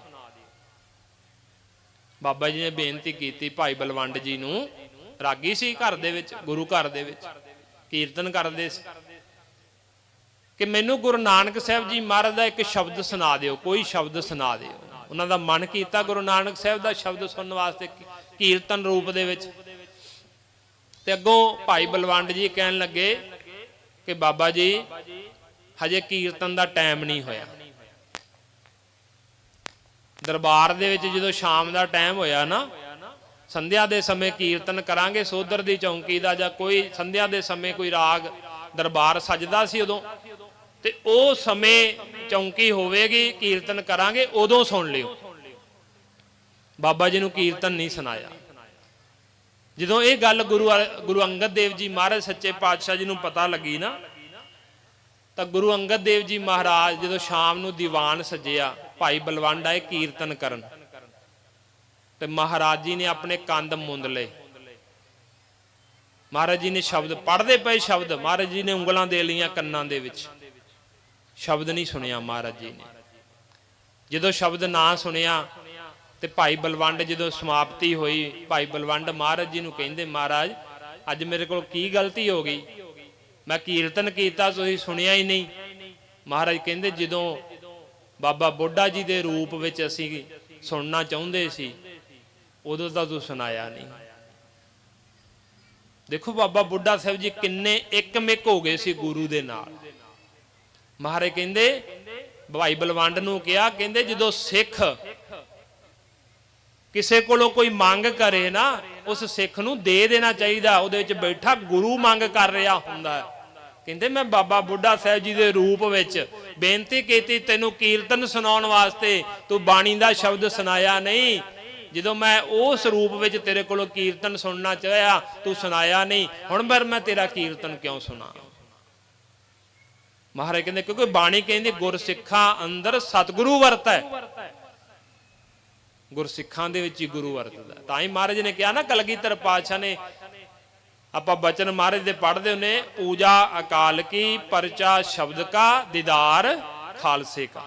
ਪੜ੍ਹਦੇ ਨਾ ਕਈ ਵਾਰ ਲਿਖੇ ਹੁੰਦੇ ਸ਼ਬਦ ਵੀ ਸਿੱਖ ਜਿਹੜਾ ਅਕਾਲ ਪੁਰਖ ਦਾ ਪੁਜਾਰੀ ਹੈ, ਵਾਹਿਗੁਰੂ ਦਾ, ਉਹ ਤੋਂ ਬਿਨਾਂ ਕਿਸੇ ਦੀ ਪੂਜਾ ਨਹੀਂ ਕਰਦਾ, ਕਿਸੇ ਦੀ ਆਨ ਨਹੀਂ ਮੰਨਦੇ ਅਸੀਂ ਸਿੱਖ ਜਿਹੜਾ। ਫਿਰ ਪਰਚਾ ਸ਼ਬਦ ਦਾ ਆਪਣੇ ਮਨ ਨੂੰ ਪਰਚਾਉਣਾ ਗੁਰੂ ਦੀ ਬਾਣੀ ਨਾਲ, ਪਰਚੇ ਨਾਲ ਮਨ ਪਰਚਾਉਣਾ ਸ਼ਬਦ ਦੇ ਨਾਲ। ਤੇ ਦਰਸ਼ਨ ਕਿਹਦੇ ਕਰਨੇ ਆ? ਖਾਲਸੇ ਦੇ, ਸਿੱਖਾਂ ਦੇ ਦਰਸ਼ਨ ਕਰਨ। ਸਿੱਖਾਂ ਵਿੱਚ ਮਹਾਰਾਜ ਕਹਿੰਦੇ ਮੈਂ ਆਪ ਵਰਤਦਾ, ਤੇ ਬਾਣੀ ਵੀ ਕਹਿੰਦੀ ਹੈ ਗੁਰਸਿੱਖਾਂ ਵਿੱਚ ਸਤਿਗੁਰੂ ਵਰਤੈ। ਤੇ ਗੁਰੂ ਅੰਗਦ ਦੇਵ ਜੀ ਮਹਾਰਾਜ ਕਹਿੰਦੇ ਕਿ ਜਦੋਂ ਮੈਂ ਬਾਬਾ ਬੁੱਢਾ ਸਾਹਿਬ ਜੀ ਦੇ ਰੂਪ ਵਿੱਚ ਸੁਣਨਾ ਚਾਹਿਆ ਸੀ ਉਦੋਂ ਸੁਣਾਇਆ ਨਹੀਂ, ਹੁਣ ਮੈਂ ਸੁਣ ਕੇ ਫਿਰ ਕੀ ਕਰਨਾ। ਫਿਰ ਮਹਾਰਾਜ ਨੇ ਉੱਥੇ ਉਪਦੇਸ਼ ਦਿੱਤਾ ਕਿ ਜਦੋਂ ਕੋਈ ਗੁਰਸਿੱਖ ਇਸ ਤਰ੍ਹਾਂ ਬੇਨਤੀ ਕਰੇ ਨਾ, ਤੇ ਉਹਨੂੰ ਸ਼ਬਦ ਜਾਂ ਕੋਈ ਚੀਜ਼ ਮੰਗੇ, ਉਹਨੂੰ ਦੇ ਦੇਣੀ ਚਾਹੀਦੀ ਹੈ। ਉਹਦੇ ਸਿੱਖ ਦੇ ਰੂਪ ਵਿੱਚ ਗੁਰੂ ਆ ਕੇ ਮੰਗਦਾ ਪਿਆ ਹੁੰਦਾ ਹੈ। ਜਿਵੇਂ ਇਤਿਹਾਸ ਦੇ ਵਿੱਚ ਇੱਕ ਹੋਰ ਬਚਨ ਆਉਂਦਾ 6ਵੇਂ ਪਾਤਸ਼ਾਹ ਜੀ ਦਾ, ਕਿ ਕਸ਼ਮੀਰ ਤੋਂ ਕੋਈ ਸੰਗਤ ਆਈ, ਉਹਦੇ ਵਿੱਚ ਕੋਈ ਗੁਰਸਿੱਖ ਮਹਾਰਾਜ ਦੇ ਵਾਸਤੇ ਸ਼ਹਿਦ ਲੈ ਕੇ ਆਇਆ, ਤੇ ਰਸਤੇ ਦੇ ਵਿੱਚ ਇੱਕ ਭਾਈ, ਸ਼ਾਇਦ ਉਹਦਾ ਇਤਿਹਾਸ 'ਚ ਨਾਂ ਭਾਈ ਕੱਟੂ ਲਿਖਿਆ, ਉਹਨੂੰ ਖੰਘ ਲੱਗੀ ਹੋਈ ਸੀ, ਬਹੁਤ ਜ਼ਿਆਦਾ ਇਹਨੂੰ ਖੰਘ ਲੱਗੀ, ਤੇ ਉਹਨੇ ਉਹ ਗੁਰਸਿੱਖ ਕੋਲੋਂ ਸ਼ਹਿਦ ਮੰਗਿਆ। ਕਹਿਣ ਲੱਗਾ ਕਿ ਭਾਈ ਮੇਰੀ ਮੈਨੂੰ ਰਾਤ ਨੂੰ ਬੜੀ ਖੰਘ ਆਉਂਦੀ ਹੈ, ਤੇ ਤੁਸੀਂ ਮੈਨੂੰ ਸ਼ਹਿਦ ਦੇ ਦਿਓ ਜਿਹਦੇ ਨਾਲ ਮੈਂ ਖਾ ਕੇ ਮੇਰੀ ਖੰਘ ਠੀਕ ਹੋ ਜਾਵੇਗੀ, ਸੰਗਤ ਨੂੰ ਬੇਰਾਮੀ ਨਹੀਂ ਹੋਵੇਗੀ। ਮੈਂ ਸਾਰੀ ਰਾਤ ਖੰਘਦਾ ਰਹਿਣਾ, ਉਹਦੇ ਨਾਲ ਸੰਗਤ ਨੂੰ ਬੇਰਾਮੀ ਹੁੰਦੀ ਹੈ। ਤੇ ਉਹ ਅੱਗੋਂ ਗੁਰਸਿੱਖ ਪਤਾ ਕੀ ਕਹਿੰਦਾ, ਕਹਿਣ ਲੱਗਾ ਨਹੀਂ, ਇਹ ਤਾਂ ਮੈਂ 6ਵੇਂ ਪਾਤਸ਼ਾਹ ਜੀ ਦੇ ਵਾਸਤੇ ਲੈ ਕੇ ਚੱਲਿਆ, ਤੈਨੂੰ ਨਹੀਂ ਦੇ ਸਕਦਾ। ਉਹ ਸਾਰਾ ਸਫ਼ਰ ਦੇ ਵਿੱਚ ਸਿੱਖ ਖੰਘਦਾ ਆਇਆ, ਤੇ ਜਦੋਂ ਕਹਿੰਦੇ ਮਹਾਰਾਜ ਕੋਲੇ ਪਹੁੰਚੇ ਨਾ ਸ਼ਹਿਦ ਲੈ ਕੇ, ਤੇ ਮਹਾਰਾਜ ਜੀ ਨੇ ਪਿੱਠ ਕਰ ਲਈ 6ਵੇਂ ਪਾਤਸ਼ਾਹ ਜੀ ਨੇ। ਜਦੋਂ ਪਿੱਠ ਕਰ ਲਈ, ਉਹ ਸਿੱਖ ਮਹਾਰਾਜ ਦੇ ਅੱਗੇ ਹੁੰਦਾ, ਮਹਾਰਾਜ ਫਿਰ ਮੂੰਹ ਘੁਮਾ ਲੈਂਦੇ ਆ, ਫਿਰ ਹੁੰਦਾ ਮਹਾਰਾਜ ਦੇ ਅੱਗੇ, ਫਿਰ ਮੂੰਹ ਘੁਮਾ ਲੈਂਦੇ। ਮਹਾਰਾਜ ਨੂੰ ਕਹਿੰਦਾ ਮਹਾਰਾਜ ਤੁਹਾਡੇ ਵਾਸਤੇ ਮੈਂ ਸ਼ਹਿਦ ਲੈ ਕੇ ਆਇਆ, ਸ਼ਹਿਦ ਛਕੋ। ਪਿੱਠ ਕਿਉਂ ਕਰ ਲਈ? ਮਹਾਰਾਜ ਕਹਿੰਦੇ ਨੂੰ ਖੋਲ ਕੇ ਤਾਂ ਵੇਖ। ਜਦੋਂ ਖੋਲ ਕੇ ਵੇਖਿਆ ਉਹ 'ਚ ਕੀੜੇ ਪਏ ਹੋਏ। ਮਹਾਰਾਜ ਕਹਿੰਦੇ ਸਾਡੇ ਖਾਣ ਵਾਲਾ ਹੀ ਨਹੀਂ। ਮਹਾਰਾਜ ਕਹਿੰਦੇ ਜਦੋਂ ਮੈਂ ਸਿੱਖ ਦੇ ਰੂਪ ਵਿੱਚ ਮੰਗਿਆ ਉਦੋਂ ਤਾਂ ਮੈਨੂੰ ਤੂੰ ਦਿੱਤਾ ਨਹੀਂ, ਹੁਣ ਮੈਂ ਕਿਉਂ ਖਾਵਾਂ? ਦੇਖੋ ਕਈ ਵਾਰ ਸਿੱਖ ਗੁਰੂ ਦਾ ਹੀ ਰੂਪ ਹੋ ਜਾਂਦਾ, ਇੰਨਾ ਗੁਰੂ ਦੇ ਵਿੱਚ ਲੀਨ ਹੋ ਜਾਂਦਾ ਹੈ, ਉਹਦੇ ਵਿੱਚ ਤੇ ਸਿੱਖ ਵਿੱਚ ਅੰਤਰ ਨਹੀਂ ਰਹਿ ਜਾਂਦਾ। ਫਿਰ ਜਿਵੇਂ ਮਹਾਰਾਜ ਕਹਿੰਦੇ ਨਾ 10ਵੇਂ ਪਾਤਸ਼ਾਹ, ਹਰ ਹਰ ਜਨ ਦੁਈ ਏਕ ਹੈ, ਬੇਵਿਚਾਰ ਕਛ ਨਾਹੀ, ਜਲ ਤੇ ਉਪਜ ਤਰੰਗ ਜਿਉ ਜਲ ਹੀ ਵਿਖੈ ਸਮਾਹੇ। ਪਰ ਅਸੀਂ ਉਹਨੂੰ ਸਮਝ ਨਹੀਂ ਸਕਦੇ ਹੁੰਦੇ, ਸਾਡੀ ਇੰਨੀ ਅਵਸਥਾ ਨਹੀਂ ਹੁੰਦੀ ਕਿ ਅਸੀਂ ਵੇਖ ਸਕੀਏ। ਹੁਣ ਅਸੀਂ ਬਾਬਾ ਬੁੱਢਾ ਸਾਹਿਬ ਜੀ ਨੂੰ ਇੱਕ ਗੁਰਸਿੱਖ ਮੰਨ ਕੇ ਹੀ ਚੱਲ ਰਹੇ ਹਾਂ ਸਿਰਫ, ਪਰ ਉਹ ਗੁਰੂ ਨਾਨਕ ਸਾਹਿਬ ਵਿੱਚ ਕਿੰਨੇ ਲੀਨ ਹੋ ਚੁੱਕੇ ਸੀ, ਗੁਰੂ ਦਾ ਹੀ ਰੂਪ ਹੋ ਚੁੱਕੇ ਸੀ ਨਾ। ਤਾਂ ਹੀ ਗੁਰੂ ਨਾਨਕ ਸਾਹਿਬ ਜੀ ਨੇ ਕਹਿ ਦਿੱਤਾ ਤੇਥੋਂ ਮੈਂ ਕਦੇ ਓਹਲੇ ਨਹੀਂ ਹੋਵਾਂਗਾ।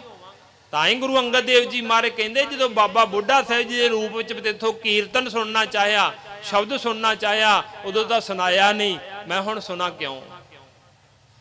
ਕਿੰਨਾ ਸਤਿਕਾਰ ਸੀ ਬਾਬਾ ਬੁੱਢਾ ਸਾਹਿਬ ਜੀ ਦਾ। फिर देखो सारी घर की जिम्मेवारी, गुरु घर की जिम्मेवारी लंगर की बाबा बुढ़ा साहब जी की। फिर गुरु अंगद देव जी महाराज सच्चे पातशाह जी ने जिहड़ी जोत सी वो गुरु अमरदास जी महाराज के अंदर टिका दी। बाबा अमरदास जी ने 12 साल सेवा की। वो जोत गुरु अमरदास जी महाराज के अंदर आई तो खडूर साहब तो जोत गोइंदवाल साहब आ गई। गोइंदवाल साहब वस गया तो गोइंदवाल साहब आ गई वो जोत, तो गोइंदवाल साहब ही बाबा बुढ़ा साहब जी आ गए। फिर संगतां जिहड़े सेवादार पक्के रहिंदे सी, नाल गुरसिख रहिंदे सी, उन्हां नूं नाल आउणा सी। ते गुरता गद्दी दी जिहड़ी मर्यादा होई, गुरु अंगद देव जी महाराज ने गुरु अमरदास जी महाराज नूं मत्था टेकिया ते मत्था टेक के परिक्रमा कीतियां ते तिलक दी मर्यादा बाबा बुढ़ा साहब जी ने तिलक लाया गुरु अमरदास जी महाराज। ते इतिहास दे विच इह भी कई विद्वानां ने लिखिया कि जदों पहलां गुरु महाराज मत्था टेकदे, जिवें गुरु अमरदास जी महाराज दे अंदर जोत टिका दित्ती, पहलां गुरु अंगद देव जी महाराज मत्था टेकदे, उस तो बाद बाबा बुढ़ा साहब जी मत्था टेकदे। जिहदे अगे बाबा बुढ़ा साहब जी मत्था टेकदिया करदे सी ना, ते सिख संगतां ये समझ लैंदियां सी कि हुण गुरु जोत जिहड़ी है इस शरीर विच वरतदी पई है, जिहदे अगे बाबा बुढ़ा साहब जी ने मत्था टेक दिता है। इन्ना बाबा बुढ़ा साहब जी के उत्ते माण, उन्हां दा सत्कार, इन्ना विश्वास। गुरु अमरदास जी महाराज गोइंदवाल साहब आए, उत्थे सेवा करते रहे, बाबा बुढ़ा साहब जी भी सेवा करते रहे। पर एक बार एक इहो जिहा समा आया, गुरु अंगद देव जी महाराज दे 2 पुत्र सी। दास इत्थे थोड़ी जी साखी सुना के आपां समाप्ति करते नहीं, क्योंकि 8 बजे तक अपना समा सी। कल नूं फिर इत्थों अगे आपां शुरू करांगे। गुरु अंगद देव जी महाराज सच्चे पातशाह जी दे 2 सपुत्र सी, दासू ते दातू। वो दोवें चाहुंदे सी गुरु बनना, पर गुरु जिहड़ा गुरता गद्दी है वो कोई ऐश परस्ती की चीज़ नहीं सी, जां ये नहीं सी कि पिता की जायदाद पुत्रां नूं ही मिलनी। ये तो सेवक नूं मिलदी सी, जिहड़ा गुरु नूं खुश कर लैंदा सी, जिते गुरु रीझ जांदा सी। हुण दातू ते दासू ने तो महाराज जी नूं बहुत कौड़े बचन भी बोले सी, गद्दी ला के भी बहिंदा रहा। एक गद्दी चलदी रही गोइंदवाल साहब, ते दासू ने खडूर साहब गद्दी ला लई। पर जो गद्दी ला लई कहंदे वो एवें अवा तवा बोलन लग पिया सी। फिर दातू नूं किसी ने कहा कि तुहाडा गुरु सी, पिता गुरु सी, तुहाडा सेवक जिहड़ा अमरदास है वो गद्दी लै गया, तुहाडी तां कोई पूजा प्रतिष्ठा होई नहीं। दातू गुस्से दा भरिया होया, दातू गुस्से दा भरिया होया गोइंदवाल साहब आया। गोइंदवाल साहब महाराज संगत च बैठे, गद्दी ते बैठे, संगत नाल प्रवचन करते पे। दातू ने गुस्से विच आके महाराज जी दे लत्त मारी छाती ते, लत्त मार के महाराज जी नूं गद्दी तो थल्ले सिट दिता। महाराज जी उठे, महाराज जी ने उठ के दातू दे चरण फड़ के घुटन लग पे। गुरु अमरदास जी महाराज कहंदे आ कि दातू तू गुरु अंगद देव जी महाराज दा सपुत्र है, तुहाडे चरण बड़े कोमल ने, मेरा शरीर जिहड़ा बड़ा बजुर्ग है, हड्डियां इहदे शरीर विच दिसदियां ने, हड्डियां सख्त ने, तेरे चरणा तेरे पैरां दे उत्ते सट लगी होवेगी, लिया इहनूं घुटदियां तैनूं कोई सट तां नहीं लगी। अगों गुस्से विच ओह कहंदा गुरु अमरदास जी नूं कि तुसीं सब कुछ इत्थे गुरु बन के बैठे हो, ये गद्दी तां मेरे पिता दी है, मेरा हक है, ते तुसीं इत्थे क्यों बैठे। गुरु अमरदास जी महाराज कहंदे तू की चाहुंदा, कहण लगा तुसीं इत्थों चले जाओ। ते रात नूं महाराज जी उत्थों आ गए, ते कित्थे चले गए, अपने नगर बासर के चले गए। बासर के जाके महाराज जी ने उत्थे अपने आप नूं एक कमरे विच बंद कर लिया, ते बाहर दरवाजा बंद करके उत्ते तख्ती लिख के ला दित्ती कि जिहड़ा भी दरवाजा खोलेगा वो साडा सिख नहीं होवेगा। हुण किसे नूं ही नहीं पता। गोइंदवाल साहब रातों रात महाराज चले गए। सवेर नूं संगतां आईयां, संगतां ने वेख्या कि महाराज है नहीं। दातू नूं किसी ने मत्था नहीं टेकिया, वो शाम नूं चक्या उन्हें, फिर खडूर साहब चला गया। हुण संगतां व्याकुल हो गईयां, संगतां गुरु लभदियां फिरदियां, सिੱਖੀ दा जहाज डोलन लगा। ते उदों फिर चेता आया संगतां नूं कि कुतबी सितारे धन धन बाबा बुढ़ा साहब जी, उन्हां नूं बेनती करिए, वो दस सकदे गुरु जी कित्थे ने। हुण पता सी, पर बाबा जी दे अंदर भी किन्नी निमरता देखो। संगतां ने जाके बेनती कीती कि बाबा जी गुरु अमरदास जी महाराज गोविंदवाल साहब तो चले गए ने, पर पता नहीं कित्थे आ। तुहानू पता है तो कृपा करो सानू दसो। तो बाबा जी ये नहीं कहा कि हंकार विच आके मैनू पता कहन लगे संगत जी, गुरु अमरदास जी महाराज की जिहड़ी घोड़ी है ना उन्होंने छड्डो, क्योंकि जिहड़ा घोड़ा या घोड़ी जानवर है ना ये अपने मालक की पछाण रखता, उन्होंने सूंघ के उत्थों तक पहुँच जाता भी उन्होंने छड्डो। तो उहदे मगर मगर आपां कीर्तन करते जाइए, शब्द पढ़ते जाइए, गुरु की महिमा करते जाइए, तो जिथे गुरु होवेगा ना तो घोड़ी उत्थे जाके रुकेगी। तो देखियो इतिहास कहता कि वह घोड़ी बासर के उस कमरे के मूहरे जाके रुक गई। तो बाबा बुढ़ा साहब जी कह लगे कि गुरु महाराज की जोत इत्थे है। हुण पर दरवाजे के उत्ते तख्ती लगी हुई सी, दरवाजे ते तख्ती लगी हुई सी जिते लिखिया सी भी जेड़ा भी दरवाजा खोलेगा वो साडा सिख नहीं। हुण हुक्म तो सारिਆਂ ने गुरु का मनना सी ना। फिर बाबा बुढ़ा साहब नूं संगतां किवें कहंदियां कि बाबा जी हुण की करिए। बाबा जी कहन लगे कोई गल नहीं। फिर बाबा जी पिछों दी गए, जाके मघोरा कढ़िया, मघोरा कढ़ के अंदर गए। अंदर जाके महाराज जी नूं वेखिया बैठे आ। ते बाबा बुढ़ा साहब जी नूं वेख के गुरु अमरदास जी महाराज हसन लग पे। हसदे हुए कहन लगे कि सानू पता सी कि तुसीं सानू लभोगे आके, होर कोई नहीं लभ सकता। फिर बेनती की बाबा जी ने कि महाराज बाहर आओ, संगतां व्याकुल हो गईयां, दर्शन करना चाहुंदियां। फिर महाराज जी बाहर आए, बाबा बुढ़ा साहब जी नूं अपने गल नाल लाया ते गल नाल ला के बचन कीता। पता की बचन कीता? कहन लगे कि बाबा बुढ़ा साहब जी जिहड़े ने सिक्खी की अवधि इसते परे ना कोई। गुरु अमरदास जी महाराज ने बचन किया कि बाबा बुढ़ा साहब जी तो वध कोई सिक्खी कमा नहीं सकता। किन्नियां बख्शां लईयां। एवें नहीं गुरु अर्जन देव जी महाराज सच्चे पातशाह जी ने अपने महलों नूं बाबा जी कोल तोर दिता कि उन्हां कोलों अरदास करवा लो। इतिहास सानू सारा पढ़ना पवेगा, गुरु नानक साहब जी महाराज तो वेखना पवेगा कि किन्नियां बख्शां। सिक्खी दी हद क्या कि बाबा बुढ़ा साहब जी तो बिना कोई होर इन्नी सिक्खी कमा नहीं सकता। फिर बचन किया कि जेड़ा भी बाबा बुढ़ा साहब जी का नाम लवेगा, धन धन बाबा बुढ़ा साहब जी कवेगा ना, उहदे पाप नाश हो जाणगे। ये बचन किया गुरु अमरदास जी महाराज सच्चे पातशाह जी। किन्नियां बख्शिशां ने। हुण मैं दास इत्थे समाप्ति करदा। आपां कल नूं इत्थों अगे जिवें गुरु रामदास जी महाराज की संगत कीती, गुरु रामदास जी महाराज दीयां बख्शिशां लईयां, गुरु अर्जन देव जी महाराज सच्चे पातशाह जी दीयां बख्शिशां लईयां। ते जिवें गुरु अर्जन देव जी महाराज ने माता गंगा जी नूं भेजिया, वो भी इतिहास। ते जिवें छेवें पातशाह जी के समय बाबा बुढ़ा साहब जी ने सेवा की, ते अखीरले समय छेवें पातशाह रमदास गए। जो बाबा बुढ़ा साहब जी ने शरीर छड्डिया, कोशिश करांगे भी ये सारा इतिहास टूक मात्र, क्योंकि आपां कलयुगी जीव आ, साडे कोल इन्नी जुबान नहीं कि असी महापुरुषों के सारे गुण कह सकीए, समर्थ नहीं है असी।